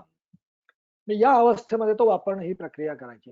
म्हणजे इथे ही गोष्ट वापरायची असं असताना तिथे जिथे पेय वापरायची नाही म्हणून सांगितलं तिथे या गोष्टी वापरायच्या, म्हणजे याचा सरळ सरळ अर्थ झाला की अवस्था डिफाईन करायला वर वर्णन केलेल्या सगळ्या गोष्टी ज्या आहेत त्या आपल्याला उपयोगी आहेत. म्हणजे मंथ कुठे वापरायचा? मद्योद्भव असलेली संप्राप्ती असेल तर, रुग्ण मध्यनित्य अवस्थेमध्ये असतील तर, पित्त स्थानगत कफ आहे अशी परिस्थिती असेल तर, ग्रीष्म ऋतू असेल तर, तयोहो अधिकयोहो म्हणजे तयोहो म्हणजे पित्त आणि कफ हे अधिक्य आहेत अशी अवस्था असेल तर, आणि त्रुट छर्दी दाह हा लक्षण समुच्चय प्रधान असेल तर आपल्याला मंथ वापरणं ही प्रक्रिया करता येऊ शकते. हाच कल्प चरकामध्ये पण वापरलेला आहे. मुद्दामून मी तो वापरलेला आहे कारण तर्पणार्थे किंवा तर्पण असा शब्द वापरलेला आहे. तो तुम्हाला हायलाइट व्हावा म्हणून फक्त मी ते लिहिलेलं आहे. जलम खर्जूर मृद्विका मधुकैः सपरुषकैः श्रुतशीतम प्रयोक्तव्यम तर्पणार्थे सशर्करा. हाच योग चरकांनी सांगितलेला आहे. फक्त तिथे तर्पण शब्द वापरणं ही प्रक्रिया केलेली आहे. थोडक्यात या मंथाची ग्रंथातली अवस्था काय? रक्तपित्ताचा प्रधान हेतू जर मद्य असेल, रुग्ण हा मद्य नित्य असेल, मगाशी वर्णन केलेल्या सगळ्या गोष्टी त्या जर आहेत अशी परिस्थिती असेल तर आपल्याला मंथ वापरणं ही प्रक्रिया करता येऊ शकते. आता मी पहिल्यांदा तुम्हाला सांगितलं की हा कल्प हा संसर्जन क्रमामध्ये आलेला आहे, पण याचा आपण विस्तार करणं ही प्रक्रिया करू शकतो का? नक्कीच करू शकतो. त्यामुळे हा कल्प हा फक्त संसर्जन क्रमाव्यतिरिक्त आपण शमनासाठी सुद्धा वापरणं ही प्रक्रिया करू शकतो का? नक्की करू शकतो. म्हणजे आता आपल्याला त्याने जी अवस्था सांगितली त्या अवस्थेमध्ये काय एक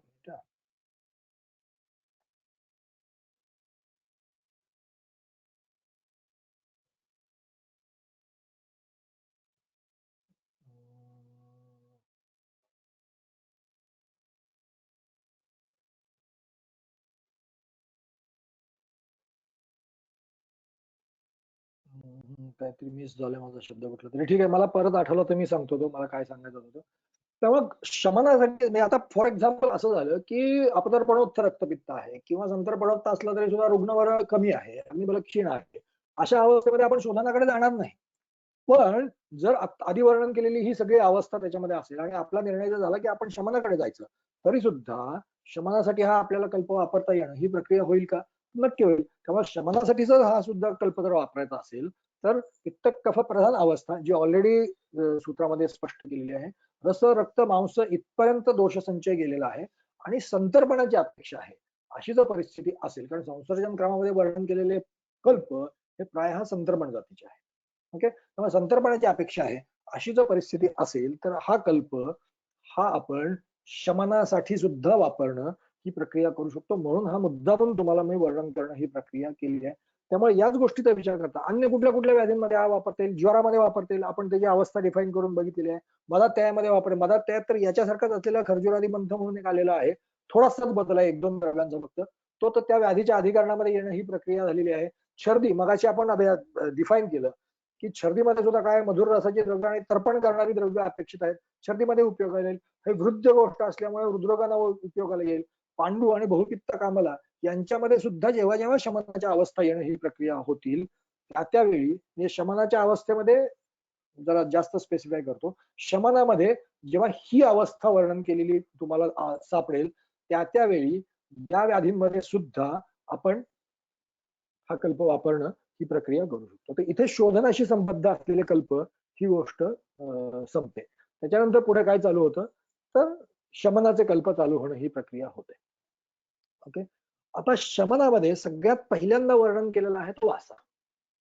ओके, आता वासाचे किती 4-5 कल्प इथे एका फटक्यात पहिल्यांदा सांगून देणं ही प्रक्रिया केलेली आहे. वासा रसेन फलिनी मृत लोध्र अंजन माक्षिकम पित्तास्रु क्षमयेत पीतम निर्यासो वा अटरूषकात शर्करा मधु संयुक्त केवलो वा श्रुतः अपि वा वृषः सद्यो जयति अस्रम सहि अस्य परमौषधम.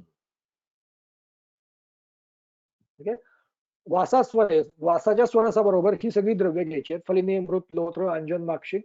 पित्ताश्रुक शमयेत पीतम, ते पित्त म्हणजे रक्तपित्त, पित्ताश्रुक रक्तपित्ताचं शमन करतं. निर्यासो वा अटरूषकात, अटरूषकाचा म्हणजे वासाचा निर्यास वापरणं ही प्रक्रिया करायची आहे. तो कशाबरोबर?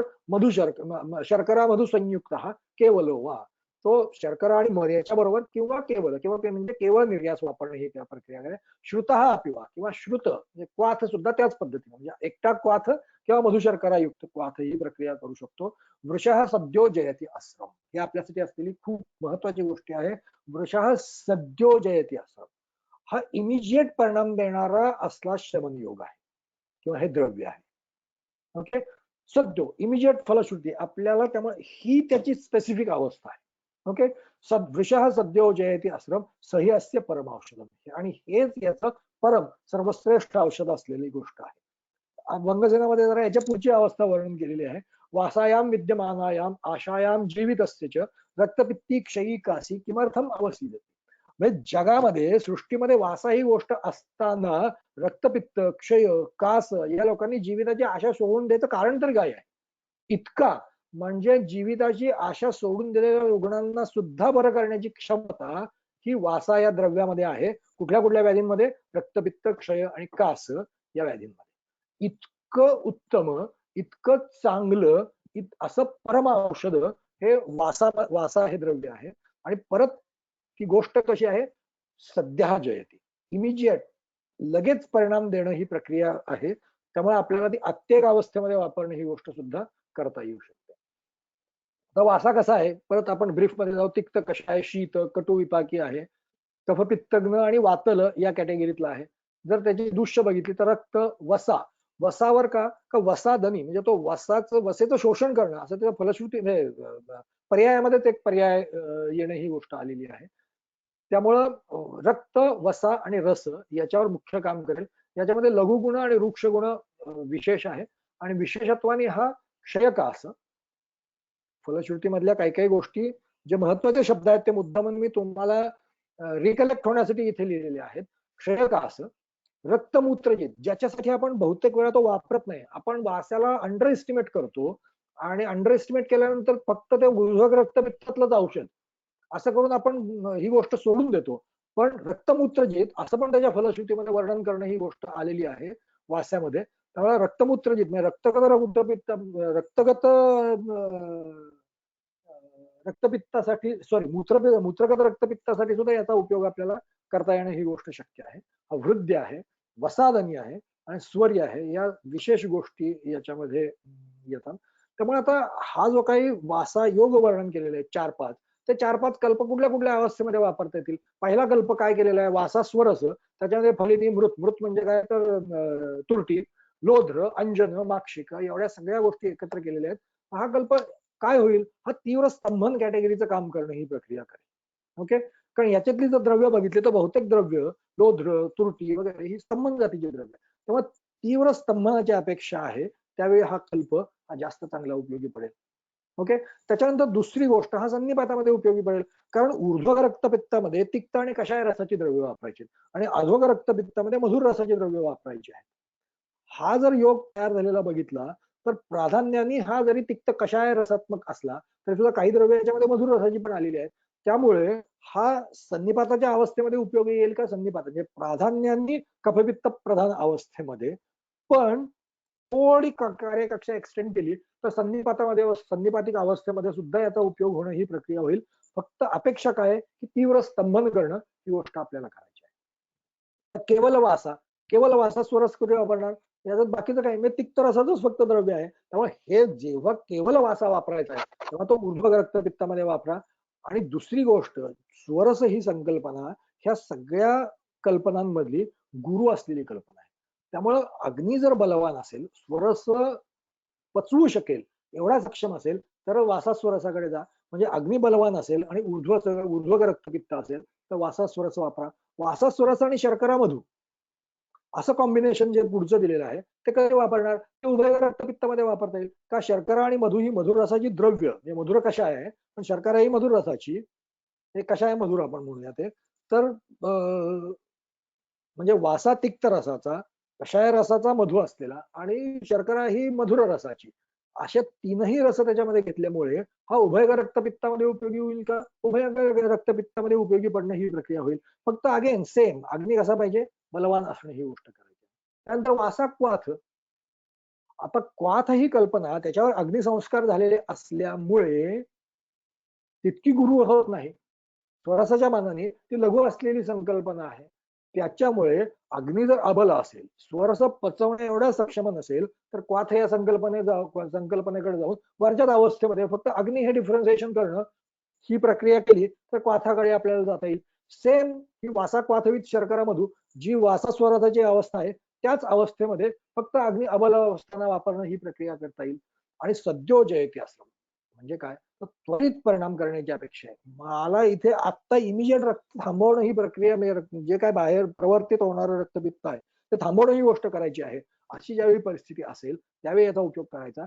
थोडक्यात हे काय करणार आहे, तर आत्तिक अवस्थेमध्ये सुद्धा उपयोगी पडणारं द्रव्य आहे. ही गोष्ट आपण लक्षात घ्यायची आहे. तर याच्यावर खूप बोलता येईल, पण मला असं वाटतं की फक्त विशेष जे आहे ते आपण बघून पुढे पुढे जाऊया, अदरवाईज आपले कल्प होणार नाहीत.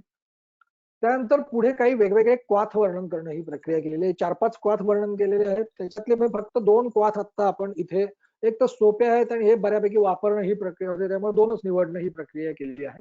पटोल मालती निंब चंदन द्वय पद्मकम. आता यातली सगळी द्रव्य बघितलं तर तिक्त रस प्रधान क्वाथ आहे. त्याचा अनुपान मधु शर्करा आहे. इथे जरी आलेलं नसलं तरी सुद्धा ते सगळे जर कल्प बघितले ते क्वाथ कल्प, तर त्याच्यामध्ये त्याचं वर्णन आलेलं आहे, त्यामुळे ते मी इथे अनुवर्तित करून घेतलेलं आहे. तिक्त रस प्रधान द्रव्य आहेत, त्यामुळे सरळ सरळ आहे की हा कफपित्तग्न या कॅटेगरीतला कल्प आहे. जर ह्याची सगळी द्रव्य जर बघितली तर याचं कामित्व हे रस रक्त मांस मेद इथपर्यंत आहे. त्यामुळं पित्त आणि कफ हे रसापासून मेदापर्यंतचा आश्रय घेतलेले आहेत. अशी जर परिस्थिती असेल तर हा क्वाथ आपल्याला उपयोगी पडणे येईल. थोडक्यात काय, तर कफपित्त प्रधान अवस्था आहे, ऊर्ध्वग रक्तपित्त आहे, याच्यामध्ये हा आपल्याला क्वाथ उपयोगी पडेल. का? कारण मी मगाशी बोललो ते सूत्र फक्त इथे लिहिलंय, ऊर्ध्वम प्रवृत्ते शमनौ रसौ तिक्त कषायकौ. आता यातली जर द्रव्य बघितली तर सगळी प्राय द्रव्य ही तिक्त रसाची आहेत. त्यामुळे हा क्वाथ जो आहे तो कफपित्त प्रधान अवस्थेमध्ये ऊर्ध्वग रक्तपित्तामध्ये सगळ्यात चांगला उपयोगी पडणारा अशा कॅटेगरीतला क्वाथ आहे. त्याच क्वाथामध्ये पुढचा क्वाथ वर्णन केलेला आहे तो शतावरी क्वाथ 1. पुढे दुसरा आलेला आहे म्हणून मी इथे 1 नाव दिलेलं आहे. शतावरी गोपकन्या काकोल्यव मधुयष्टिका. परत इथली सगळी द्रव्य ही मधुर रसाची आहे. अनुपान मधु शर्करा आलेला आहे. म्हणजे आधीच्या याच्यामध्ये कफपित्तग्न ही दोषांची अवस्था होती. इथे काय झालं, वातपित्तग्न ही अवस्था झाली. रस रक्त मांस हे कॉमन आले, पण यातली सगळी द्रव्य जर बघितली तर मांस आणि शुक्रगामी आहे. त्यामुळे दोषसंघात जर रस रक्त मांस आणि शुक्रापर्यंत पोहोचलेला आहे अशी जर परिस्थिती असेल तर हा क्वाथ आपल्याला जास्त उपयोगी पडेल. त्यामुळे थोडक्यात काय, तर हा क्वाथ हे वातप्रधान दोष असताना अधोर रक्तपित्तामध्ये उपयोगी येणारा जो क्वाथ जास्त आहे. कारण का, मगाशी म्हणलं अधोगे रक्तपित्तेतू बृहणो मधुरो रसः. आता हे वरतं बघा, अगदी फिट या अवस्थेमध्ये बसतं का नाही ते तुमच्या लक्षात येईल. त्यानंतर चंदनादी शीत कषाय म्हणून आलेला. आता आपण पटपट पटपट जाऊ, नाही तर आजचं आपलं सगळं गणित काही संपणार नाही. तर आपण शक्यतो सगळं आज संपूर्ण करूया. थोडं एक 15-20 मिनिटं उशीर झाला तरी सुद्धा मला चालणार आहे, बाकी सगळ्यांना चालणार आहे ना? सर तुमच्या वेळेवर आहे. ठीक आहे, मग आपण शक्यतो आज कम्प्लीट करू. विषय समजणं जास्त महत्वाचं आहे. 2 सेशन तरी चालतील सर. नाही, बघू आपण किती झालं म्हणजे तुमच्यावर आहे ते. ठीक आहे. तर चंदनादी शीत कषाय म्हणून एक पुढचा आलेला आहे. यात विशेष गोष्ट एक आहे म्हणून फक्त मी हा निवडलेला आहे. चंदन उशिरत जलद लाजा मुद्ग कणायवही बलाजलही परियुषितही कषायो रक्तपित्त. काय बला क्वाथ केलेला आहे. ओके, बला क्वाथामध्ये चंदन उशिर जलद लाज मुद्ग कणायव हे सगळे मिसळून ठेवायचे. परियुषित म्हणजे रात्रभर भिजत ठेवणं ही प्रक्रिया करायची आहे. आणि अशा पद्धतीनं तयार झालेला शीत कषाय. पण या शीत कषायासाठी आपण द्रव काय वापरतो, तर जल वापरतो. ती सगळी द्रव्य आपण पाण्यामध्ये भिजत घालतो आणि त्याचा शीत कषाय करतो. याच्यात विशेष असं घेतलेलं झालेलं आहे की द्रव हा सुद्धा एक कषाय वापरलेला आहे, क्वाथ वापरलेला आहे. ओके, हे या कल्पाचं विशेष आहे. म्हणजे गुणोत्कर्ष साधणं ही प्रक्रिया केलेली आहे. आता तो कसा करायचा आहे? बलाया क्वाथस्य षटफलेषु, 6 फल बला क्वाथ घ्यायचंय. चंदनादिनाम फल, चंदन ही जी काय वरची द्रव्य आहे ती 1 फल घ्यायची आहे. रात्री स्थितम दिते अन्नी प्रातः कषायो रक्तपित्तग्न, तो दुसऱ्या दिवशी घेणं ही प्रक्रिया करायची आहे आणि तो रक्तपित्तग्न होतो. आता हा कुठे आलेला आहे? रक्तपित्तामध्ये आलेला आहे, शमन करणाऱ्या शमन अधिकरणामध्ये आलेला आहे. पण शमनामध्ये सुद्धा एक विशेष अवस्था त्याच्या पुढे वर्णन केलेली आहे. आतापर्यंत जे काही सगळे योग आलेले होते ते रक्तपित्तामध्ये वापरण्याचे योग आलेले होते. आता याच्या पुढचे, आता मध्ये कुठेतरी एका ठिकाणी एक अवस्था बदललेली आहे.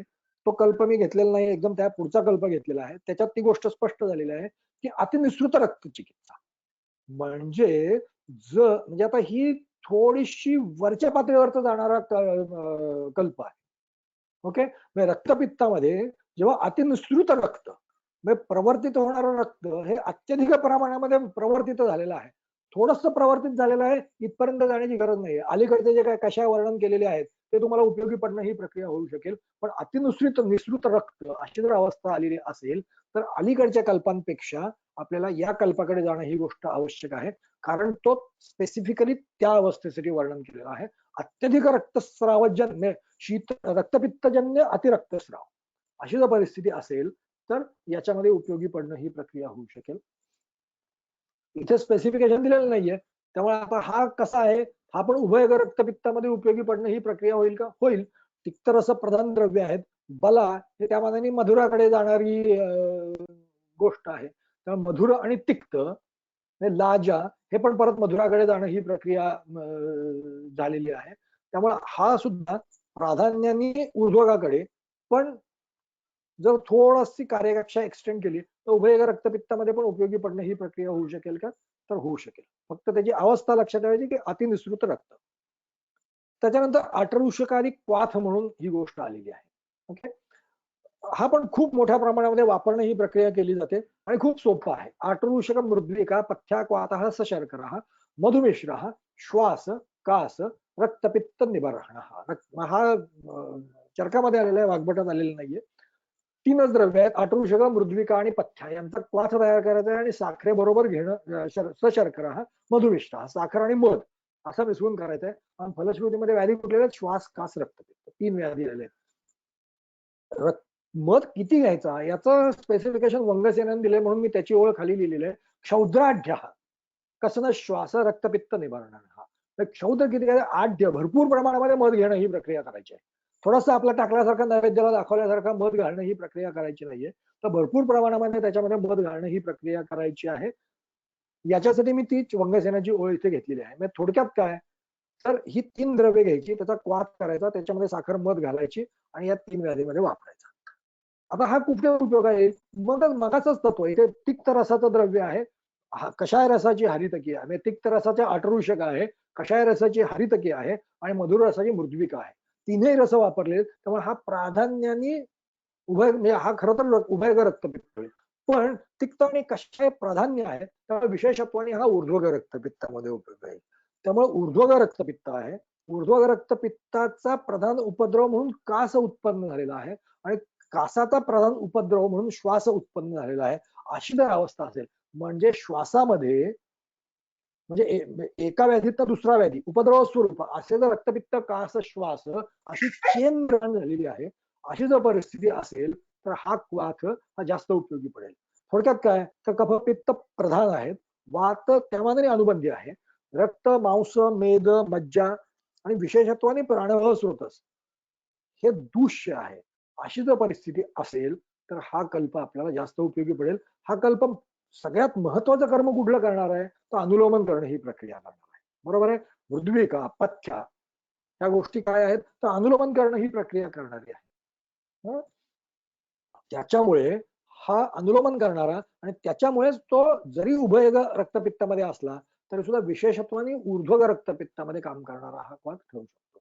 त्यामुळे थोडक्यात काय, तर ही खाली एक महत्वाची गोष्ट लिहिलेली आहे, संतर्पण अपतर्पणाच्या मध्यावर पण किंचित अपतर्पणाकडे झुकलेला. आता आठरुषक आणि पथ्या, आठरुषक हा जास्त अपतर्पण करणारा, पथ्या ही त्यामानाने कमी अपतर्पण करणारी आणि मृद्विका ही पूर्णपणे संतर्पणाकडे झुकलेली. बरोबर आहे.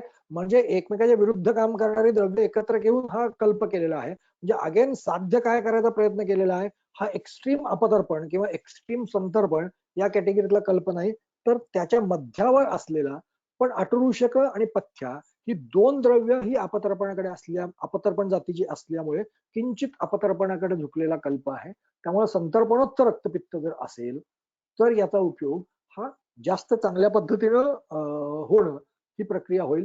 पण संतर्पणोत्थ असलं तरी सुद्धा हा एकांतिक अपतर्पण करणार नाहीये, कारण याच्यामध्ये शर्करा आणि मृद्विका ही संतर्पण जातीची द्रव्य सुद्धा तितक्याच चांगल्या प्रमाणामध्ये मिसळणं ही प्रक्रिया केलेली आहे. त्याच्यापुढे शतावरी अधिक क्वाथ म्हणून आलेला आहे. मी मगाशी म्हटलं तसं तो एक होता, शतावरी गोपकन्या वगैरे. हा दुसरा शतावरी बला रासना काश्मरियम सपरुषकम पायेत रक्तपित्तग्धम सद्य शूल निवारणम. ह्याची फलश्रुती ही स्पेसिफिक सद्य शूल निवारणम. रक्तपित्तामध्ये ज्यावेळी आपल्याला शूल ही गोष्ट उत्पन्न झालेली असते तेव्हा रक्तपित्तातला शूल कमी करण्यासाठीचा हा क्वाथ आहे. बाकी सगळ्या गोष्टी सोडून द्या, त्या कॉमन आहेत. वातपित्त आहे, कोष्ठ रक्तावर काम करेल. सगळी द्रव्ये ही मधुराकडे जाणारी जास्त आहेत, काही मधुर अम्ल अशा कॅटेगरीतला हा क्वाथ तयार होईल. त्यामुळे सशूल अधोग रक्तपित्त आणि अत्येक अवस्था सद्य शूल निवारण. परत हा अत्येक अवस्था म्हणजे शूल हीच अत्येक अवस्था आहे, बरोबर आहे. त्याच्यामुळे हा रक्तपित्तातला शूल कमी करणं, बृहण करणारा, आणि इथे शूल ही अवस्था अशी आहे की प्राय ही अवरोधजन्य असते. म्हणजे शूलाच्या ग्रंथातल्या सगळ्या अवस्था तुम्ही काढून बघितल्या तर त्यातल्या बहुतेक अवस्था ह्या मार्गावरोधजन्य वातप्रकोपाच्या आहेत. पण खूप कमी अवस्था अशा आहेत की ज्याच्यामध्ये मार्गावरोध नाहीये, वायू विमूढ झालेला आहे. रक्तपित्तामध्ये तीच गोष्ट होती, ती अवरोध ही गोष्ट फारशी नाहीये. वायू इथे आपली आपण विमूढ होणं ही प्रक्रिया झालेली आहे, आणि त्याच्यामुळे विमूढ म्हणजे काय, त्यांनीच आपली आपली गती बदलणं ही प्रक्रिया केलेली आहे. अवरोधामुळे गती बदलणं अशी प्रक्रिया झालेली नाही. ओके, अशी जर परिस्थिती असेल तर स्रोत शोधन या चिकित्सेपेक्षा सुद्धा बृहण ही चिकित्सा ठरते, आणि अशा अवस्थेमध्ये हा शतावरी क्वाथ उपयोगी पडू शकतो. म्हणजे थोडक्यात अपतर्पित रक्तपित्तामध्ये विमूढ वात असताना शूल प्रधान अवस्था ज्यावेळी निर्माण होईल त्यावेळी हा कल्प उपयोगी येईल. त्यानंतर हा पृथ्वीगान योग म्हणून राहिला आहे. पृथ्वीगान म्हणजे काय घ्यायचा वादाचा विषय, पण इथे मला असं वाटतं की क्षुद्र एला ही घेणं जास्त योग्य होईल. तर लोहगंधिनी निश्वासे उद्गारे धूमगंधिनी पृथ्वीकाम शाण मात्राम तू खादेत द्विगुण शर्करा. ओके, एक शाण प्रमाणामध्ये पृथ्वीका त्याच्या दुप्पट साखर घेऊन खेळणं ही प्रक्रिया करायची. फलश्रुती स्पेसिफिक आहे. लोहगंधिनी निश्वासे उद्गारे धूमगंधिनी या दोन लक्षणांसाठी रक्तपित्तामध्ये वापरायचं. ही दोन लक्षणं उत्पन्न कुठे होतात, ही दोन्ही लक्षणं रक्तपित्ताच्या पूर्वरूपावस्थेमध्ये निर्माण होणारी आहेत. म्हणजे हा योग हा रक्तपित्ताच्या पूर्वरूपावस्थेमध्ये वापरण्याचा योग आहे. हे या योगाचं विशेष असलेली गोष्ट आहे. त्यानंतर वासादी कषाय म्हणून एक आलेला आहे. वासा कषाय उत्पल मृत प्रियंगू रौद्र अंजन अभोरुह कसेराणी केसराणी पित्वा सीता क्षौद्रयुतानी हन्यात पित्तासृजो वेगम उदीर्णम आशु. बाकी सगळं आधी आपण बघितलेलं आहे. याच्यामध्ये वेगळं काय, वेग उदीर्णम आशु. ओके, वेगवान म्हणजे रक्तपित्त प्रवर्तित होत आहे, तर वेगाने जर अत्यंत होत असेल, आपोआप वेग अल्प असेल किंवा वेग नसेल, अल्पशः प्रवर्तित होणं ही प्रक्रिया होत असेल तर बाकीचे कल्प तुम्हाला उपयोगी पडतील. पण प्रवर्तित होणारं रक्तपित्त हे जर अति वेगवान असेल तर आपल्याला उपयोगी पडणारा हा क्वाथ आहे. हे या क्वाथाचं विशेष आहे. पित्तासृजो वेगम उदीर्णम आशु, आणि तो वेग सुद्धा आशु पटकन अत्येक अवस्था उत्पन्न झालेली आहे. इतक्या मोठ्या वेगाने रक्तपित्त बाहेर पडतंय आणि ते तुम्हाला पटकन कमी करणं ही प्रक्रिया करायची आहे, तर हा क्वाथ तुम्हाला उपयोगी पडणं ही प्रक्रिया होईल. हा एक वासादी योग म्हणून ह्या खूप चांगल्या पद्धतीनं कल्पना राबवलेली आहे. त्याच्यासाठी हा मी योग निवडलेला आहे. वासा स्वरसे पथ्या सप्तधा परिभाविता कृष्णावा मधुना लेढा रक्तपित्तम द्रुतम जयत. परत द्रुतम ही गोष्ट आलेली आहे. म्हणजे हा सुद्धा अत्येक अवस्थेमध्ये, आणि अत्येक अवस्थेमध्ये हा उपयोगालाच येईल. कारण का, याचं वीर्य किती वाढलेलं आहे ही गोष्ट बघा. वासा स्वरसे पथ्या सप्तधा परिभाविता, हरितकी घ्यायची आणि त्याला वासा स्वराच्या 7 भावना द्यायच्या. जितक्या भावना तुम्ही द्याल तितकं सूक्ष्मत्व ही गोष्ट येणार आहे. त्यामुळे आशुकारित्व ही गोष्ट त्या योगामध्ये जास्त चांगल्या पद्धतीने येणार आहे. त्यामुळे वासा स्वरसाच्या हरितकीला 7 भावना दिल्यानंतर तयार झालेला हा योग आहे. आणि दुसरा योग काय, कृष्णावा, त्याच पद्धतीने कृष्णा करायचे, पिप्पली घ्यायची आणि त्याला वासास्वरसाच्या 7 भावना देणं ही प्रक्रिया करायची. असे 2 योग याच्यामध्ये वर्णन करण्यात केली गोष्ट केलेली आहे. मधुना लीढा आणि मधाबरोबर त्यांचं काय करायचंय, लेहन करायचंय. रक्तपित्तम द्रुतम जे पटकन रक्तपित्त का नाही द्रुतजित करणार, इतकं जर वीर्य त्याचं वाढवणं, ही 7 वेळा भावना देणं, इतक्या मोठ्या प्रमाणामध्ये जर त्याचं वीर्य वाढवणं ही प्रक्रिया केलेली असेल तर हा का नाही उपयोगी पडणार. म्हणजे थोडक्यात काय, हरितकी चूर्ण त्याला वासास्वरसाच्या 7 भावना, पिप्पली चूर्ण त्याला वासास्वरसाच्या 7 भावना. मग आता हे कुठे उपयोग आहे, वासास्वर वासाच्या भावना दिलेली हरितकी ही गोष्ट आपल्याला कुठे उपयोगी पडेल, ऊर्ध्व रक्तपित्तामध्ये उपयोगी पडेल. आणि वासास्वरसाच्या भावना दिलेली कृष्णा ही आपल्याला कुठे उपयोगी पडेल, अधो रक्तपित्तामध्ये उपयोगी पडणं ही प्रक्रिया होईल. 2 गोष्टी आहेत. पहिली गोष्ट अनुलोमन करणं हे ऊर्ध्व रक्तपित्तामध्ये आहे, ते पहिल्या योगाने जास्त साध्य होईल. दुसरी गोष्ट हरितकी ही अपतर्पण जातीची आहे, वासा हा सुद्धा अपतर्पण जातीचा आहे, त्यामुळे ऊर्ध्व रक्तपित्तामध्ये त्याचा उपयोग होणं ही गोष्ट जास्त योग्य आहे. कृष्णा ही वामक गणामध्ये आहे. नंबर 2, कृष्णा ही ब्रूहण करणारी आहे. बरोबर आहे, म्हणजे जरी मधुर रसाची नसली तरी ती ब्रूहणाकडे झुकलेली आहे. बरोबर आहे. त्यामुळे वासा दुसऱ्या द्रव्यांबरोबर उपयोग केल्यानंतर कसा उभयग रक्तपित्तामध्ये उपयोगी पडतो ही गोष्ट यातनं सिद्ध होते. वासा हरितकी बरोबर वापरला तर ऊर्ध्व रक्तपित्तामध्ये उपयोग येईल, वासा पिप्पली बरोबर वापरला तर तो अधोग रक्तपित्तामध्ये उपयोग येईल. आणि अत्य पटकन फलश्रुती याच्यामध्ये पटकन बरं करणं हे याचा विशेष आहे.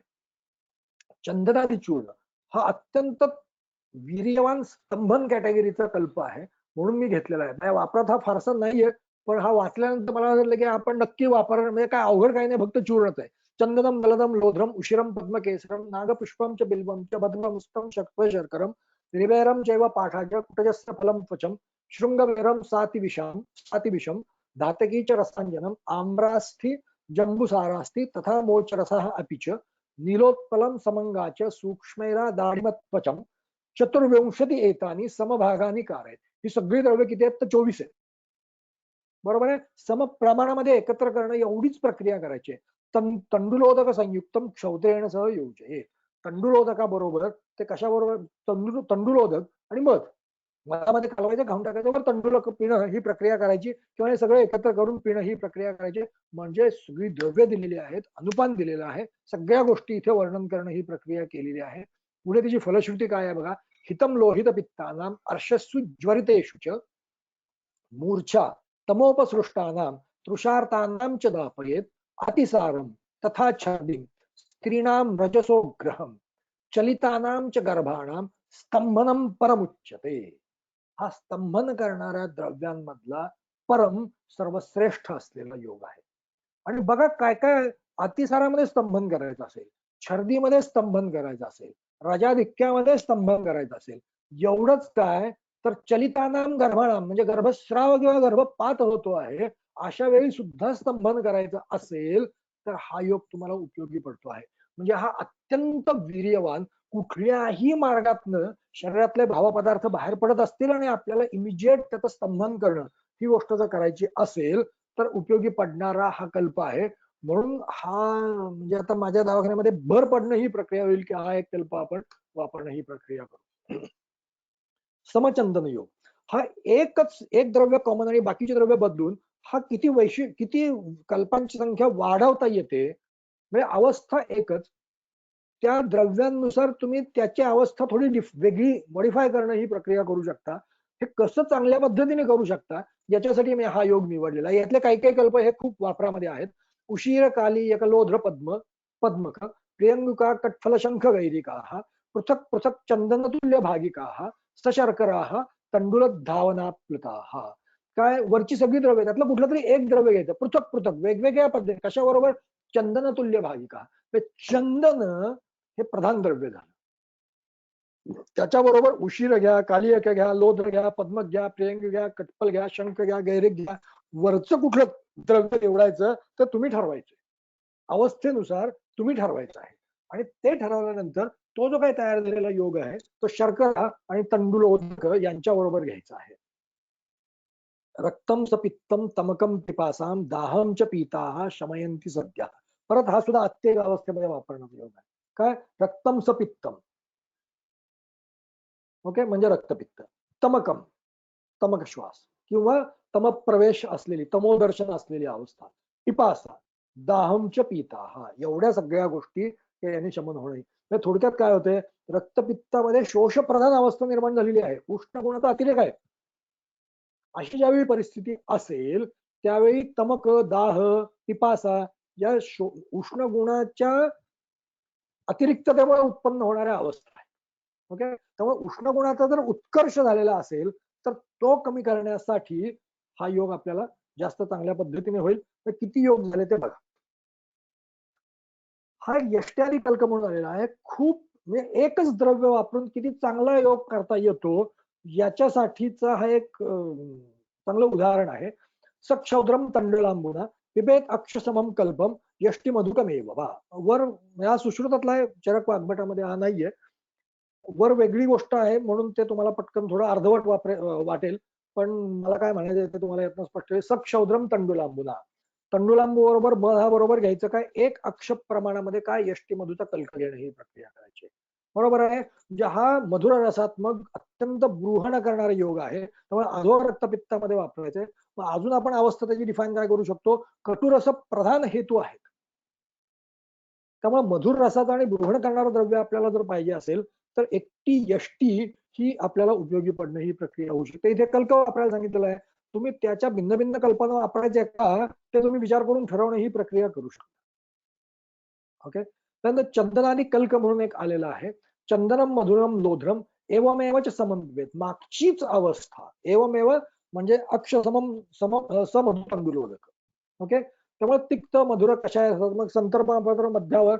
हा सुद्धा एक चांगला योग आहे सुश्रुतातला. हा चरक वाग्भटात नाहीये, अवस्था वेगळी नाहीये. जी आधीची अवस्था वर्णन केलेली आहे त्याच अवस्थेमध्ये वर्णन केलेलं आहे, पण जरा वेगळं आहे आणि सोपं आहे म्हणून मी इथे वर्णन करणं ही प्रक्रिया केलेली आहे. त्याच्यानंतर पथ्यादी योग म्हणून आलेला आहे. पथ्याम अहिंस्राम रजनीम सघृतम च रजनीम घृतम च लियात तथा शोणित पित्त रोगी. याच्यावरून काही विशेष आपल्याला बोध होत नाही. पहिली गोष्ट हे सघृत लेहन करायचं आहे. पथ्या, अहिंस्रा, रजनी कपपित्तग्न या कॅटेगरी मधली द्रव्य आहे. दुष्य, रक्त, मांस आणि मेद इथपर्यंत जाईल. टीकेमध्ये त्याची वेगळी अवस्था वर्णन केलेली आहे, कंठगत ऊर्ध्वग रक्तपित्त. हा पण परत सुश्रुतातला कल्प आहे. चरकामध्ये आणि वाग्भटामध्ये कंठगत ग्रथित रक्तपित्त असेल तर क्षारांचा उपयोग आलेला आहे, पण कंठगत ग्रथित रक्त नसेल तर काय वापरायचं याच्याविषयीचं दिग्दर्शन हे चरक आणि वाग्भटामध्ये मिळत नाहीये, ते आपल्याला सुश्रुताच्या या कल्पामध्ये मिळतंय. म्हणून हा कल्प निवडलेला आहे. कंठगत रक्तपित्त आहे म्हणजे ऊर्ध्वग रक्तपित्त आहे. सोर्स काय आहे तर कंठ आहे आणि ग्रथित रक्त असलं पाहिजे ही अवस्था नाहीये. म्हणजे ग्रथित रक्त असेल तर चरक आणि वाग्भटामध्ये वर्णन केलेले भिन्न भिन्न क्षार मधाबरोबर वापरणे ही प्रक्रिया करायची आहे. आणि जर ग्रथित रक्त नसेल तर हा योग वापरणे ही प्रक्रिया करायची आहे. त्यानंतर पंचमूल सिद्ध दूध. आता इथपर्यंत हे सगळे चूर्ण, कषाय, कल्क हे वर्णन केलेले आहेत. आणि आता याच्या पुढची अवस्था ही सिद्ध दुग्ध आलेली आहे. 2-4 सिद्ध दुग्ध त्याच्या पुढे वर्णन केलेले आहेत. तद्वत गव्यम पंचगुणे अंबसी पंचमूलेन लघुना श्रुतम वा ससिता मधु. मी अर्धवट उचललं असल्यामुळे तुम्हाला सगळं कळणार नाही, पण जे काही कळलं ते खाली लिहिलेलं आहे. पंचमूल सिद्ध गोदुग्ध किंवा पंचमूल सिद्ध छागदुग्ध. छागदुग्ध उल्लेख आलेला नाही पण वर आलेला आहे. ओके, पंचमूल सिद्ध गोदुग्ध किंवा पंचमूल सिद्ध छागदुग्ध हे 2 योग आपल्याला इथे आलेले आहेत. आता आपल्याला पहिल्यांदा डिफाईन काय केलेलं आहे, पहिल्यांदा डिफाईन काय करायचं आहे की हे दुग्ध वापरणं ही प्रक्रिया कुठे करायची. कारण आतापर्यंत ज्या सगळ्या अवस्था आहेत त्या चूर्ण, कल्क, कषाय या कॅटेगरीतल्या आहेत. ही कल्पना बदललेली आहे, त्यामुळे या कल्पनेची अवस्था हा पहिला अभ्यासाचा विषय होतो. काय अवस्था वर्णन केलेली आहे, कषाय ही विविध ही एबी दीप्ते अग्नौ विजिते कफे रक्तपित्तम न चेत शाम्येत तत्र वातोल्बणे पयः. अशा अवस्थेमध्ये पय वापरणे ही प्रक्रिया करायची. कुठली, कषाय ही विविध ही एबी. एबी म्हणजे आतापर्यंत जे काही वेगवेगळे कषाय वर्णन केलेले आहेत त्या कषायांनी अग्नी दीप्त झालेला आहे आणि कफाला जिंकलेलं आहे. ओके, या 2 गोष्टी, ही 2 साध्य ही मी अचीव केलेली आहे. आता ही 2 साध्य अचीव केल्यानंतर मला रक्तपित्त शमन झालं पाहिजे. पण तरी सुद्धा रक्तपित्तम नचेत शाम्येत, पण रक्तपित्ताचं मात्र शमन झालेलं नाहीये.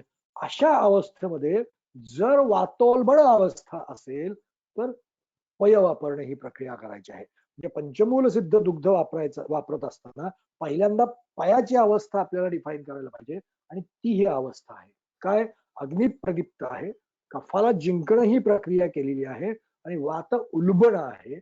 अशी जर अवस्था असेल तर आपल्याला सिद्ध दुग्ध वापरणं ही प्रक्रिया करायची आहे. थोडक्यात काय, वातपित्त प्रधान अवस्था आहे, रुक्ष किंवा शोष प्रधान अवस्था ही निर्माण झालेली आहे. रक्तपित्त हे जीर्ण आहे, कारण रक्तपित्तामध्ये द्रवगुण प्रधान आहे. शोष ही अवस्था, रक्तपित्त जेव्हा जीर्ण होईल, आणि सिद्ध दुग्ध ही सगळी जीर्ण रक्तपित्तामध्ये आलेली आहे. जीर्णत्व ही शोष उत्पन्न झाल्यानंतर येणारी गोष्ट आहे. अग्निप्रदीप्त असेल, कफाला जिंकलेला आहे आणि वात उलबण आहे, अशी जर अवस्था असेल तर सिद्ध दुग्ध ही गोष्ट आपल्याला, हे पंचमूल सिद्ध दुग्ध ही गोष्ट उपयोगाला येईल. कुठल्या रक्तपित्तात येईल, दोन्ही रक्तपित्तामध्ये येईल, पण विशेषतः हे अधोग रक्तपित्तामध्ये उपयोगी येणारी ही गोष्ट आहे. त्यानंतर दुसरं एक दूध सिद्ध दुग्ध आलेलं आहे. खर तर वेगवेगळ्या मार्गातनं उत्पन्न झालेल्या रक्तपित्तासाठी भिन्न भिन्न योग आलेले आहेत, पण ते खूप आता प्रचलित आहेत आणि त्याचा अभ्यास बहुतेक लोकांनी केलेला असतो, त्यामुळे सगळे मी कल्पनेत घेतलेले नाहीयेत. फक्त एक वर्णन केलेलं आहे, कारण त्यातली एक गोष्ट फक्त विशेष सांगायची म्हणून. गोकंटक अभिरुश्रुतम परिणेभिस्तथा पयः हंत्याशु रक्तम सरुजम विशेषात मूत्रमार्गम.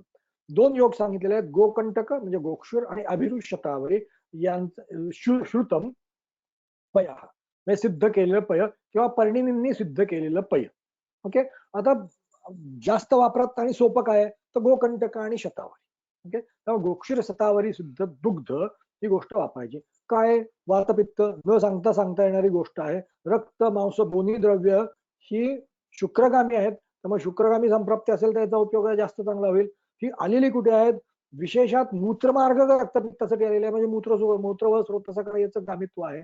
तर थोडक्यात हे सिद्ध दुग्ध आलेलं आहे, म्हणजे अधोग रक्तपित्तामध्ये वापरायचं, हे मूत्रमार्गामध्ये विशेष वापरायचं आहे, म्हणजे अधोग रक्तपित्तामध्ये वापरणं ही प्रक्रिया करायची आहे.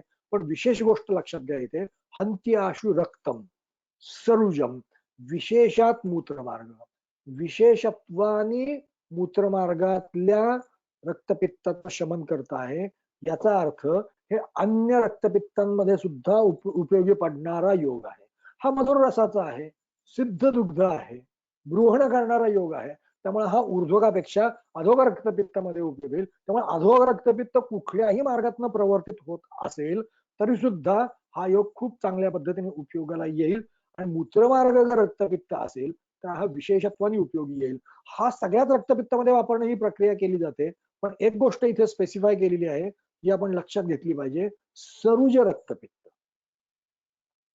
वेदनेसहित जर रक्त प्रवर्तन होणं ही प्रक्रिया होत असेल तर हा वापरणं ही गोष्ट जास्त चांगली येईल, जास्त अचूक होईल. त्यामुळे ह्याची स्पेसिफिक अवस्था कुठली, तर सशूल मूत्रमार्गगत रक्तपित्त ही त्याची स्पेसिफिक अवस्था आहे. आता एवढी दोन घृत बघितल्यानंतर त्याच्यापुढे आपण वासा घृताकडे जाऊया. सॉरी, दुग्ध बघितल्यानंतर आपण त्याच्या पुढे काय वर्णन केले, तर घृत ही त्याच्या पुढची एक अवस्था आहे, अशी परिस्थिती आहे. सिद्ध दुग्ध वर्णन केल्यानंतर त्याच्या पुढे संप्राप्ती गेलेली आहे, अशी जर परिस्थिती असेल तर काय वापरायचं, तर दुग्धाच्या ऐवजी घृत वापरणं ही प्रक्रिया करायची.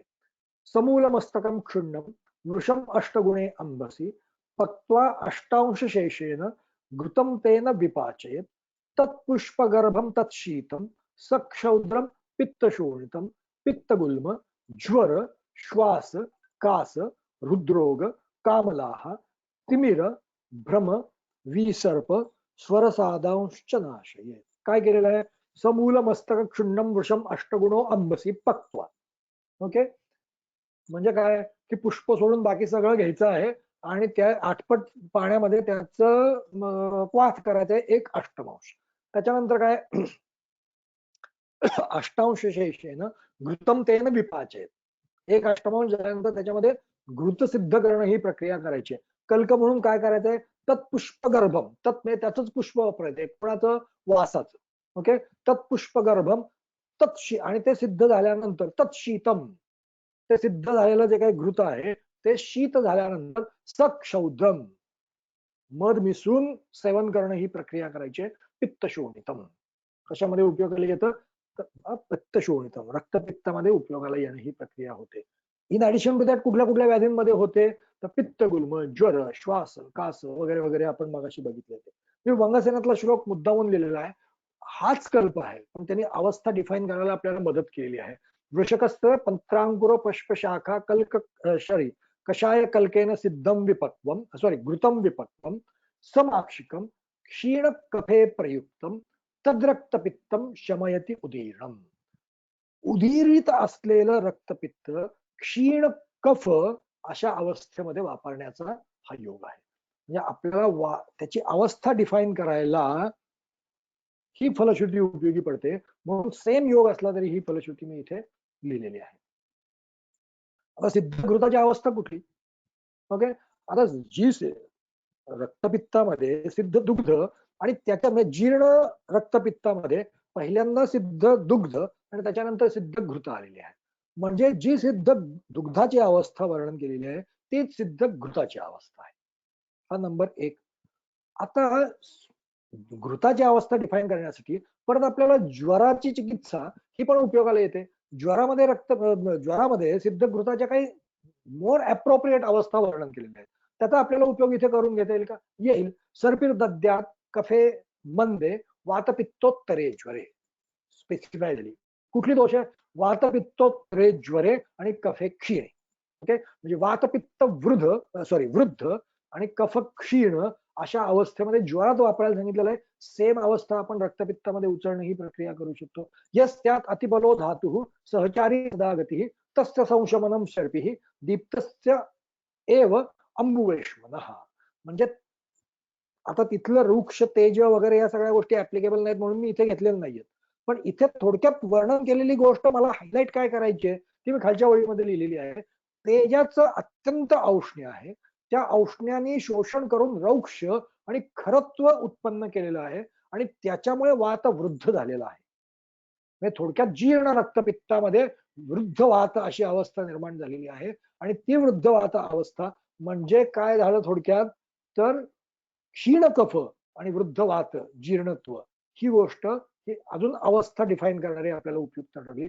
वातपित्तजिताम अग्र्यम संस्कारम च अनुरुध्यते विपरीतम ज्वरोष्माणम जयत पित्तम च शैत्यतः.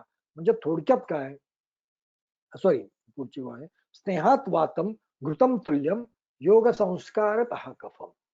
आणि घृताचं दुसरं विशेष काय, म्हणजे नुसतं घृत म्हणून जरी आपल्याला वातपित्त वृद्ध आणि कफ क्षीण ही अवस्था असली तरी सुद्धा संस्काराने आपल्याला ते कफासाठी पण वापरणं ही गोष्ट शक्य आहे. तर या अवस्थेमध्येच आपण रक्तपित्तामध्ये वापरणं ही प्रक्रिया करू शकतो. मी म्हणलं तसं की सिद्ध दुग्ध आणि सिद्ध घृत याच्यामध्ये फार अवस्थाभेद नाही, पण थोडासा जो काय अवस्थाभेद आहे तो मी डिफाईन करायचा प्रयत्न केलेला आहे. हा खूप फुटकळ आहे, याच्यावर अजून थोडासा विचार, म्हणजे I am not totally convinced की हाच अवस्थाभेद आहे, पण आपण अभ्यास करत राहूया. अजून थोडा विचार केल्यानंतर अजून आपल्याला अवस्थाभेद करणं ही गोष्ट शक्य आहे. दोषांच्या पातळीवर काय, वातपित्त प्रधान दोन्हीमध्ये आहे. सिद्ध दुग्धामध्ये कफ जिंकलेला आहे आणि सिद्ध घृतामध्ये कफ क्षीण झालेला आहे. कफ जिंकलेला आहे, तो क्षीण झालेला आहे असं नाहीये, तर तो समस्थितीवर आलेला आहे. बरोबर आहे. सिद्ध दुग्धामध्ये वातपित्त प्रधान आणि कफ सम या अवस्थेमध्ये दुग्ध वापरायचे आणि सिद्ध घृत वापरताना वातपित्त वृद्ध कफ क्षीण या अवस्थेमध्ये वापरायचे. गुणांच्या पातळीवर उष्ण आणि रुक्ष या दोन गुण संप्राप्तीमध्ये प्रधान असतील तर दुग्ध वापरायचे. वृक्षाचं अधिकत्व असेल आणि संप्राप्ती खरत्वाकडे झुकलेली आहे अशी जर परिस्थिती असेल तर सिद्ध घृत वापरणं ही प्रक्रिया करायची आहे. विशेषत्वानं आपल्याला सिद्ध दुधामध्ये संस्कारानुवर्ती दुधामध्ये संस्कारानुवर्ती हा गुण नाहीये जो सिद्ध घृतामध्ये आहे. त्यामुळे त्या गुणाचा उपयोग करून जर आपल्याला कार्यक्षेत्र वाढवणं ही प्रक्रिया करायची असेल तर सिद्ध दुग्धापेक्षा सिद्ध घृताकडे जाणं ही प्रक्रिया करायची आहे. त्यानंतर सिद्ध दुग्ध वापरताना एक गोष्ट त्यांनी स्पेसिफाय केलेली आहे की क्षीर सातव्या व्यक्तींसाठीच दुग्ध वापरणं ही प्रक्रिया करायची आहे.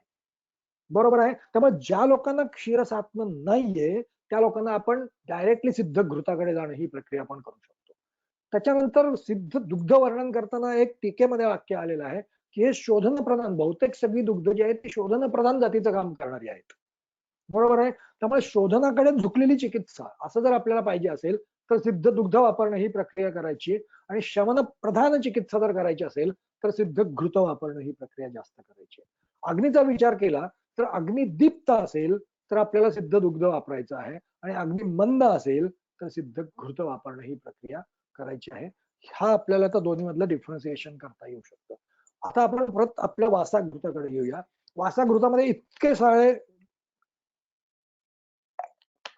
व्याधी वर्णन केलेले आहेत. त्याचा जर विचार केला, रक्तपित्त, पित्त, आता मी हा अभ्यास करण्याचा एक आपण एक दिशा म्हणून ठरवूया की त्याची जर अवस्था आपल्याला डिफाईन करायची असेल तर काय करायचं, त्याच्यातले जेवढे काही व्याधी वर्णन केलेले आहेत ते एका बाजूला लिहायचे, त्याच्या संप्राप्तीमध्ये भाग घेणारे दोष लिहायचे, त्याच्यामध्ये भाग घेणारी दुष्ट जे आहेत ती लिहायची. एक गोष्ट मी इथे लिहायची राहिली, त्या संप्राप्तीमध्ये भाग घेणारे गुण जे आहेत ते पण इथे लिहायचे. मी ते गडबडीत लिहायचे विसरून गेलो, पण ते एक आपण लिहिणं ही प्रक्रिया केली तर त्या सगळ्याचा लसावी काढून आपण त्या योगाची अवस्था डिफाईन करणं ही प्रक्रिया करू शकतो. ओके, त्याच्यासाठी हा चार्ट आपल्याला उपयोग होतो. रक्तपित्तामध्ये पित्त आणि रक्त ही गोष्ट आहे, पित्तगुणामध्ये पित्त, वात, रक्त, कोष्ठ ह्या गोष्टी आहेत. तसं इथे सगळ्या गोष्टी वर्णन केलेल्या आहेत. आता या सगळ्या गोष्टींचं जर एकत्रीकरण केलं आपण तर वासाघृत कुठे वापरता येऊ शकेल, तर त्याची अवस्था आपण डिफाईन करूया. दोषांच्या पातळीवर कफ क्षीण आणि पित्तवात वृद्ध अशी अवस्था असेल तर, दोषांच्या पातळीवर रस, रक्त, मांस, मेद, मज्जा इथपर्यंत संप्राप्ती पोहोचलेली आहे, इथपर्यंत दोष संघात गेलेला आहे, अशी परिस्थिती असेल तर आपल्याला वासाघृत उपयोगी पडणं ही प्रक्रिया होऊ शकेल. म्हणजे थोडक्यात काय तर जीर्ण रक्तपित्तामध्ये धातूतला स्नेह त्या पित्ताने शोषलेला आहे, किंवा त्या शोषणामुळे धातूंना क्षीणावस्था प्राप्त झालेली आहे. अशा अवस्थेमध्ये उपद्रव स्वरूपामध्ये उत्पन्न होणारे जे कुठले व्याधी आहेत त्या व्याधींमध्ये वासाघृत हे आपण वापरणं ही प्रक्रिया करू शकतो. हे बाजारात मिळतं आणि प्रचंड प्रमाणामध्ये वापरामध्ये असलेलं हे घृत आहे. थोडक्यात काय तर हे आला रक्तपित्ताचा पेशंट लगेच देण्याचं घृत नाहीये, तर जीर्णावस्था प्राप्त झाल्यानंतर, शोषावस्था प्राप्त झाल्यानंतर, उपद्रव स्वरूप अवस्था प्राप्त झाल्यानंतर वापरण्याचं घृत आहे. त्याच्यानंतर एक शतावरी आधी घृत म्हणून आलेला आहे चरकामध्ये. शतावरी दाडिम तिंतिडीकम काकोली मेधे मधुकम द्वितीयम पिष्ट्वाच मूलम फलपूरकस्य घृतम पचेत क्षीर चतुर्गुणम चतुर्गुणम ज्ञाः कासज्वरानाह विबंधशूलम तद्रक्त पित्तम च घृतम न्यान्ति. ओके, तर ही एक स्पेसिफिक अवस्था इथे आलेली आहे, म्हणून मी हा कल्प निवडलेला आहे. शतावरी दाडिम तिंतिडीक काकोली अंक अंक म्हणजे हा मधुर आणि अम्ल अशाकडे जाणं, अशा द्रव्यांनी सिद्ध केलेलं घृत आहे. बरोबर आहे. ते सिद्ध करताना द्रवद्रव्य म्हणून पण परत काय वापरलेलं आहे, दुग्ध वापरलेलं आहे. प्रायः जेव्हा सिद्ध सिद्ध घृत करताना दुग्ध वापरलेलं असतं त्यावेळी ते घृत सममात्रेमध्ये घेतलेलं असतं, पण इथे क्षीर चतुर्गुण हे 4 पट घेणं ही प्रक्रिया केलेली आहे. बरोबर आहे. म्हणजे घृताचं दुग्धाचं प्रमाण पण याच्यामध्ये वाढवणं ही प्रक्रिया केलेली आहे. त्यामुळे घृत आणि दुग्ध या दोघांचं एकत्रीकरण करून अत्यंत बृहण जातीचा असा कल्प हा बनवलेला आहे. आणि याची फलश्रुती कास, ज्वर, आनाह, विबंध, शूलम तद रक्तपित्तम च घृतम निहन्ति. आलाय कुठे, रक्तपित्तामध्ये आलेला आहे, म्हणजे रक्तपित्त उत्पन्न झालेलं आहे. मगाशी मी वर्णन केल्याप्रमाणे त्या पित्ताने शोषण केलेलं आहे, लौक्य किंवा शोष किंवा खर प्रधान अवस्था उत्पन्न झालेली आहे, आणि त्या अवस्थेमुळे विमूढ वात झालेला आहे, आणि त्या विमूढ वातामुळे अनाह, विबंध, शूल या अवस्था निर्माण झालेल्या आहेत. अशा अवस्थेमध्ये अत्यंतिक बृहण करण्यासाठी हा कल्प हा जास्त चांगल्या पद्धतीने आपल्याला उपयोगाला येऊ शकतो. त्याच्यानंतर आता इथे रक्तपित्त या व्याधीसाठीचे व्याधी प्रत्यनिक कॅटेगरीतले जे काही योग आहेत ते आता इथे संपत आहेत. आता याच्या पुढे जी 2 योग आपण बघणार आहोत ते व्याधी प्रत्यनिक तर आहेतच, पण रसायन कॅटेगरीतले जास्त योग आहेत. आतापर्यंतची द्रव्याच्या अनुरोधाने आपण ते रसायन काम करू शकतं असं आपण म्हणू शकत होतो, पण डायरेक्ट रसायन फलश्रुतीमध्ये असलेले काही योग वर्णन केलेले आहेत, 2-4-5 वर्णन केलेले आहेत, पण त्यातले मी 2च फक्त आता तुम्हाला इथे वर्णन करणं ही प्रक्रिया करतो. आता हा कामदेव घृत म्हणून आहे. आता यातले घटक द्रव्य बघितलं तर खूप आहे, 10-15 श्लोक आहेत, म्हणून मी ते इथे लिहिणं ही प्रक्रिया केलेली नाहीये. फक्त फलश्रुती इथे लिहिलेली आहे. एतत् राज्ञाम प्रदातव्यम बहु अंतःपुरचारिणाम. एका पहिल्याच फटक्यात त्यांनी त्याला कुठपर्यंत नेऊन ठेवलं बघा.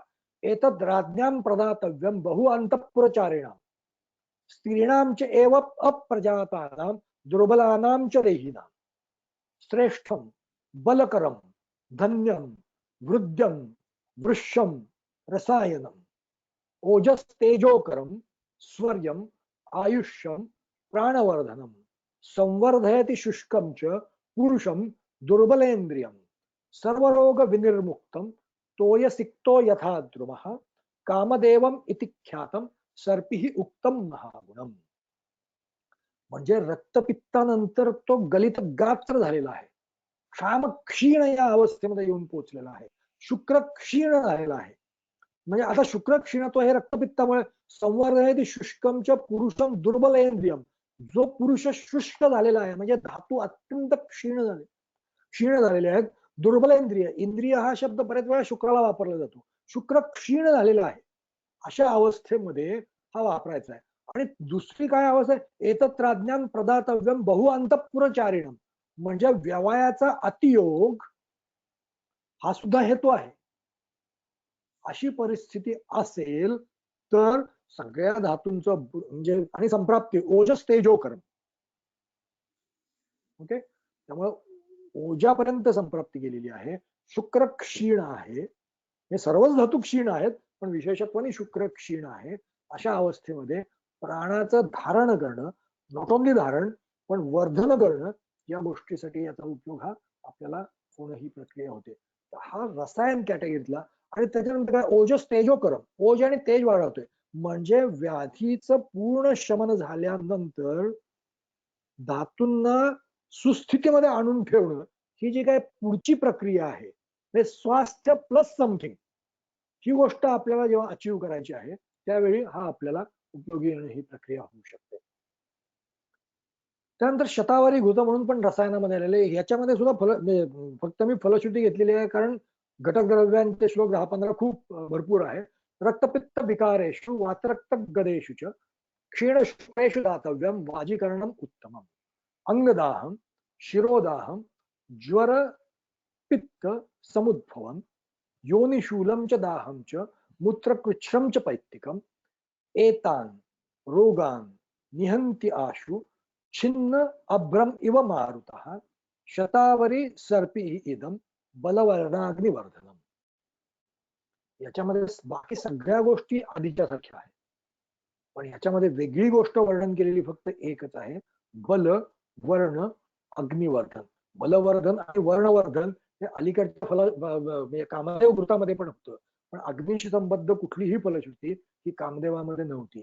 त्यामुळं रक्तपित्तामधनं क्षीण धातूंमुळे, जे रक्तपित्तोद्भूत क्षीण धातू आणि त्याच्यामुळे जर अग्नी क्षीण झालेला आहे अशी अवस्था असेल तर त्या अवस्थेमध्ये रसायन कर्म करण्यासाठी, अग्निवृद्ध करण्यासाठी हे शतावरी घृत वापरणे ही प्रक्रिया आपण करू शकतो. तर इथे वापरातले बहुतेक सगळे कल्प मी तुम्हाला वर्णन केलेले आहेत. त्याच्या जेवढ्या अवस्था आपल्याला स्पेसिफाय करता येतील तेवढ्या अवस्था स्पेसिफाय करायचा प्रयत्न केलेला आहे. तर इथे मी तुम्हाला सांगण्याचा विषय जो आहे तो संपलेला आहे. आपल्याकडे अजून एक 10-15 मिनिटं तर नक्कीच आहेत. आत्ता किती झालेले आहेत, 9:50 झालेले आहेत. 10 वाजेपर्यंत आपण पाहिजे तर शंका घेणं अशी प्रक्रिया करू शकतो. शंका विचारण्यापेक्षा चॅट बॉक्स मध्ये तुम्ही लिहा, ते आपण एक एक बघू. धन्यवाद सर. धन्यवाद वैद्यराज. सरांनी आता सांगितल्याप्रमाणे ज्यांना कोणाला शंका असतील, कारण आज अटेंडन्सची संख्या खूप जास्त आहे त्याच्यामुळं सगळ्यांनी एकदम माईक चालू केलं तर खूप गोंधळ होईल. तर प्लीज ज्यांना कोणाला शंका आहेत त्यांनी चॅट बॉक्स मध्ये त्यांच्या शंका टाईप कराव्यात. सर नक्कीच मला वाटते त्यांची समाधानकारक उत्तर देतील. समाधानकारक उत्तर देण्याचा प्रयत्न करू ऊर्ध्वगामी रक्तपित्तामध्ये क्रिया का द्यायची नाही? मगाशीच आपल्याला होतं काय क्लेद वर्धन करणं ही प्रक्रिया होते ती आपल्याला करायची नाहीये. त्यामुळे पेयाला ही गोष्ट रक्तपित्तामध्ये द्यायची नाहीये. अलोगा रक्तपित्तामध्ये द्यायची. रक्तपित्तामध्ये मधु आणि शर्करा अधिक का वापरते आहे हा एक चांगला प्रश्न आहे. याचं खूप चांगलं उत्तर माझ्याकडे ऐकू येतोय का? माझंच मला ऐकू येत आहे.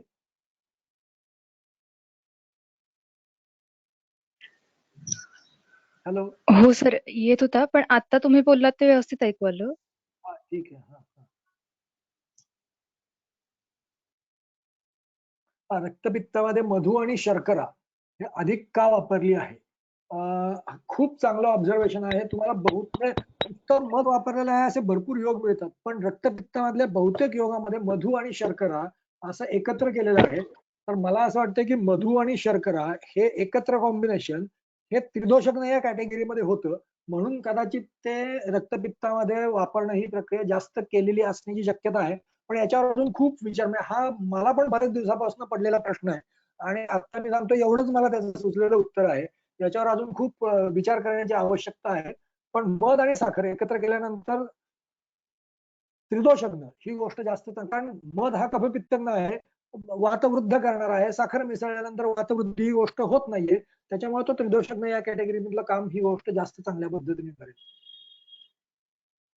रक्त पदराचे पेशंटला शोधन किंवा शमन कसे द्यायचे? रक्तपित्त म्हणजे माझ्यामध्ये बहुतेक कुठे बसते का कुठल्या तरी एका टीकामध्ये रक्तप्रदर याचं वर्णनच असं केलेलं आहे की फक्त योनी मार्गातनं प्रवर्तित होणारं अधोगर रक्तपित्त, त्यामुळे त्याची चिकित्सा कशी करायची तर त्याची चिकित्सा वेगळी वर्णन करण्याची गरजच नाहीये.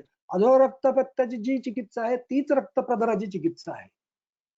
आता ते कुठल्या टीकेमध्ये वर्णन केलेलं ते आता मला एक्झॅक्ट आठवत नाही. बहुतेक बस्तीमध्ये का कुठेतरी मला असं आठवतंय. मला आठवलं तर मी नंतर कधी सापडलं तर नक्की नंतर सांगेन.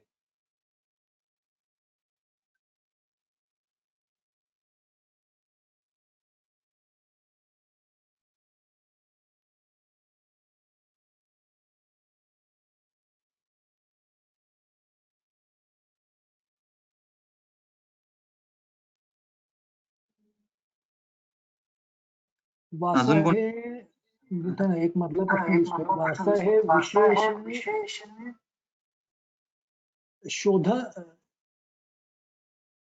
एक मिनिट काय प्रश्न होता मला दिसला नाही तो. वासा हे विशेषाने शोषण का शोधन? शोषण कसे करतो सर? हा शोषण वृक्ष आणि लघु आहे, त्याच्यामुळे शोषण वृक्ष गुणाचं द्रव्य असल्यानंतर ते काय करणार? ते शोषण करणार.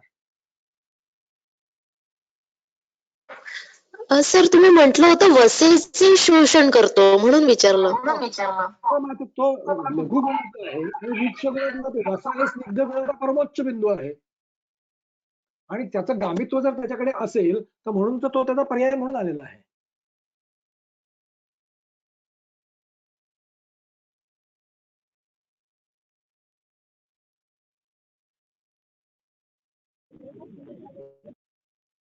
त्याच्या पुढे रक्तप्रदर झाला. नागकेशराचा कोणत्या, अरे थांबा, नागकेशराचा कोणत्या अवस्थेत करू शकतो? नागकेशर हे कशाय प्रधान द्रव्य आहे. ओके, तेव्हा आता कशाय रस प्रधान द्रव्य ही ऊर्ध्व रक्तपित्तामध्ये वापरायची, त्यामुळे ऊर्ध्व रक्तपित्तामध्ये ते वापरू शकतात.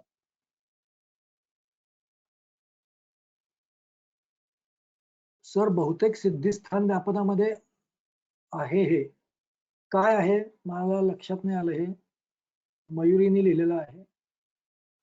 तुम्ही ते अधोगर रक्तपित्ताच्या सारखी चिकित्सा करावी असं म्हणालात ना आता, त्याचं बहुतेक सांगते. माझ्या नक्की कुठे आहे ते आठवत नाहीये. पण परिशित जल हे त्रिदोषकर आहे आणि जल जर कषायाचा विचार केला तर त्याची सवीर्यतावधी सुद्धा 4-6 तास आहे.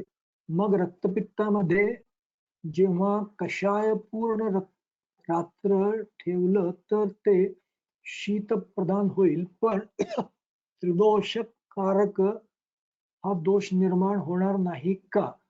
आणि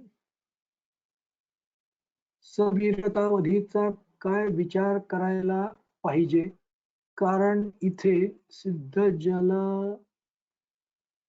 न काय, एक मिनिट, सांगता कशाय सांगितलं आहे. बरोबर आहे, हा प्रश्न खूप चांगला आहे की परियुषित जल हे त्रिदोष वृद्धिकर आहे, पण इथे कशाय केलेलं आहे, त्यामुळं फक्त जल हे त्रिदोषकर होईल. इथे कशाय केल्यानंतर तो त्रिदोषकर होईलच असं आपल्याला सांगता येत नाही. हा मुद्दा नंबर 1. मुद्दा नंबर 2, तो 4-6 तासानंतर खराब व्हायला लागतो, ही गोष्ट बरोबर आहे. पण जेव्हा एखादा योग हा ग्रंथामध्ये वर्णन केलेला असतो तेव्हा मुनिरेव विजानंती द्रव्य संयोगजम फलम अशी परिस्थिती असल्यामुळे, म्हणजे आता रसायनामध्ये कितीतरी गोष्टींमध्ये असं वर्णन केलेलं आहे की आता तो पटकन मला रेफरन्स आठवला नाही, पण थोडक्यात काय तर आठवला तर सांगेन, ही चर्चा तिथे पण आलेली आहे. मुनिरेव विजानंती द्रव्य संयोगजम फलम असं लक्षात ठेवायचं आणि हा वापरणं, ही प्रक्रिया करायची. सवीर्यतेचा कार्यकारण भाव वेगळा आत्ता काही सांगता येणं शक्य नाही. लहान मुलांमध्ये मूत्रमार्गद्वारे रक्त प्रवर्तित होत असल्यास काय द्यावे? आता लहान मुलांसाठी वेगळा योग आलेला नाहीये. आता आपण शतावरी आणि गोक्षुराचं जो बघितलं ते दूध तसंच्या तसं वापरलं तरी उपयोगाला येऊ शकतं. शतावर्याधिक घृत हॅज आम्लरस and milk. How do we prepare this कल्प? ओके, प्रश्न येतो कधी कधी, पण फार प्रश्न येत नाही, कारण आम्लरस घातलेली द्रव्य त्यांनी सिद्ध दुध सुद्धा कौशल्यपूर्वक केल्यानंतर तयार होणं ही प्रक्रिया होते. पण शंका बरोबर आहे, बऱ्याच वेळा ते फाटणं ही प्रक्रिया होते. आधुनिक व्याधीमध्ये रक्तपित्ताचा विचार आणि अनुभव. आधुनिक व्याधीमध्ये म्हणजे मला काय म्हणायचंय, सॉरी, आपल्याला काय म्हणायचंय? बहुधा अनुक्त व्याधींमध्ये रक्तपित्ताचा विचार कसा करावा असं विचारायचं असावं. त्याच्यामध्ये रक्तपित्त ही अवस्था जर सापडली तर आपण विचार करू शकतो, पण त्या व्याधीचा म्हणून वेगळा विचार करण्याची काही आवश्यकता नाहीये. पेया का देऊ नये आपलं मगाशीच उत्तर झालं. I know it's wrong to ask, but can we share the presentation, sir? It's a beautiful अवस्था wise made information and development. मला काही प्रॉब्लेम नाही, त्याची तुम्हाला हे PDF करून मी पाठवू शकतो. निलेशकडे किंवा सायलीकडे पाठवतो. तुमचे मेल आयडी असतील तर ते तुम्हाला पाठवतील, किंवा शेअर करण्याची काही वेगळी व्यवस्था असेल तर ते बघतील. सर, PDF स्वरूपात जर तुम्ही काय म्हणता येईल माझ्या किंवा सायली च्या व्हॉट्सअपवर जरी पाठवलीत तरी ते आम्ही PDF करून पाठवतो, म्हणजे मग त्या व्हॉट्सअपवर पण पाठवता येऊ शकेल. हा, व्हॉट्सअपवर पाठवा, म्हणजे मग आम्ही ती शेअर करू. ठीक आहे, ठीक आहे, ठीक आहे.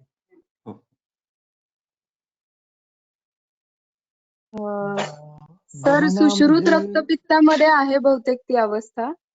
कुठली? तुम्ही म्हणालात ते रक्तप्रदर आणि अधोग रक्तपित्त. नाही, सुश्रुतातला रेफरन्स आहे सर हा. रक्तपित्त चिकित्सेमध्ये मिळेल.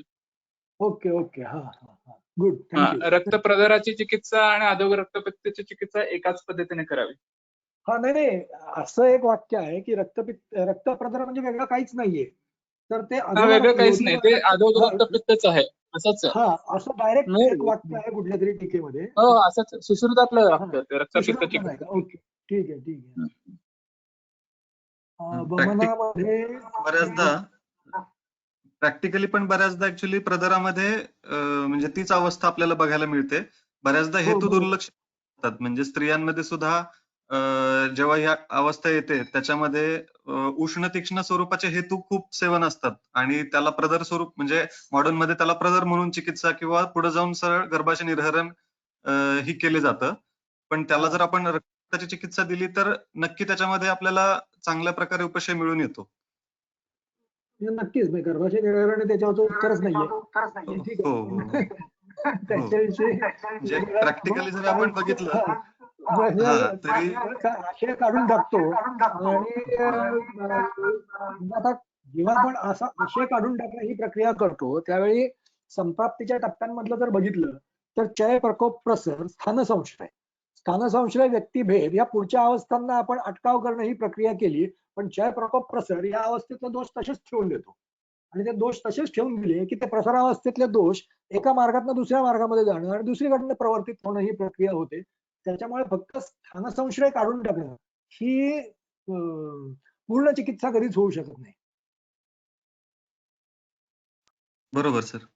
हा, येस. चंदनादी चूर्ण नाही, मी आत्ताच मगाशी तुम्हाला म्हणलं ना, चंदनादी चूर्ण हे मी वापरलेलं नाहीये, पण हे मी वाचल्यानंतर मला आता माझ्या दवाखान्यातल्या औषधांमध्ये आता ही भर पडणार आहे. अधोगर रक्तपित्तामध्ये वमन देताना वत्सक वात वापरलेला आहे. तो नुसता वत्सक वात नाहीये, वत्सक मूल आहे, वत्सक बीज आहे. इंद्रयव, मुस्ता आणि अजून काहीतरी अशी ती यष्टी आणि अजून काहीतरी असं आहे. तर एकत्रित केलेली गोष्ट आहे. तर हा खूप हा वाचल्यापासून मला एक पडलेला प्रश्न आहे की बहुतेक मुस्ता सोडून बाकीची द्रव्य ही वमनोपक किंवा वामक गणातली आहेत. मुस्ता हाच फक्त त्यातला नाहीये, पण त्या संप्राप्तीचा भंग करण्यासाठी उपयुक्त असलेलं द्रव्य म्हणून तिथे आलेलं असू शकतं, पण वामक नसलेलं ते द्रव्य आहे. इफ देर इज अ शोफ आफ्टर रक्तप्रदर being treated by cautery, how to treat this अवस्था? Very good. म्हणजे पहिला जो आपण उपद्रवयुक्त योग बघितलेला होता, त्रिवृतादी मोदक, त्याच्यामध्ये हीच गोष्ट आलेली होती. तर आपण ती जी काही अवस्था आहे ती अवस्था पकडून अधोगर रक्तपित्ताची कॉटरी केली म्हणजे किंवा हिस्टेक्टमी केली आणि त्याच्यामुळे शोथ उत्पन्न झाला, तर ती अवस्था त्या अवस्थेप्रमाणे ट्रीट करणं ही प्रक्रिया करू शकतो.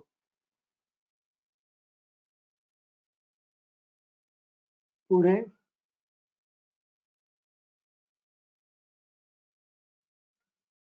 चला, शंका संपल्या असतील. धन्यवाद सगळ्यांनी अटेंड केल्याबद्दल आणि ऐकल्याबद्दल सगळ्यांना धन्यवाद. खरंच म्हणजे काय म्हणता येईल सर, काय मी तुमचं अभिनंदन करायला खरंच अनुभवाने आणि वयाने खूप, पण 250 ऑडियन्सना सलग 1.25 तास ऐकवत ठेवणं आणि तेही अजिबात कंटाळा न करता, म्हणजे तुम्ही सुद्धा म्हणजे हे खरंच कौशल्याचं आणि खरंच म्हणजे खूपच मोठं काम तुम्ही आज करताय. आणि पिरियडचा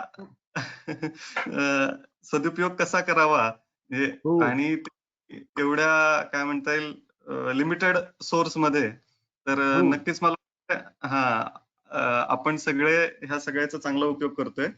सरांच्या व्याख्यानावरून आपल्याला कळलंच आहे की अतिशय अभ्यासपूर्ण आणि छोट्या छोट्या गोष्टींचा, अवस्थांचा कसा विचार करावा. म्हणजे आजचं व्याख्यान खरं तर एक एक्झाम्पल म्हणून आपण घेऊ शकतो. प्रत्येक व्याधीमध्ये प्रत्येक कल्पाचा असा जर आपण विचार केला, नक्कीच आपल्या सगळ्यांच्या प्रॅक्टिसमध्ये ह्याचा उपयोग होईल. मगाशी सायली मॅडमनी ओळख करून देताना एक मुद्दा राहून गेला सरांच्या बाबतीतला, जो मी सरांच्या परवानगीने सांगतो. ते म्हणजे गुरुकुल संदर्भात बहुतेक काही लोकांना माहित नसेल, ज्यात आता आपले ऑडियन्स आहेत ते.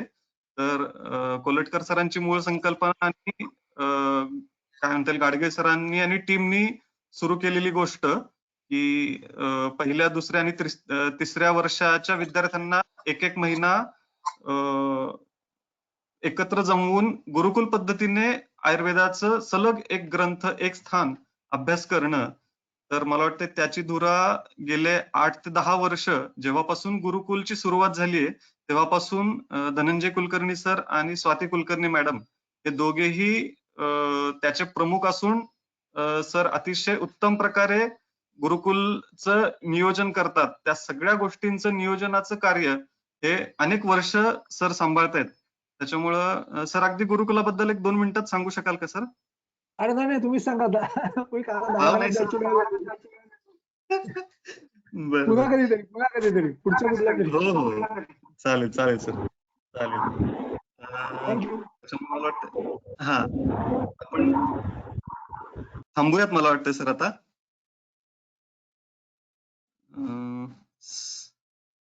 चालेल. Okay, thank you everyone.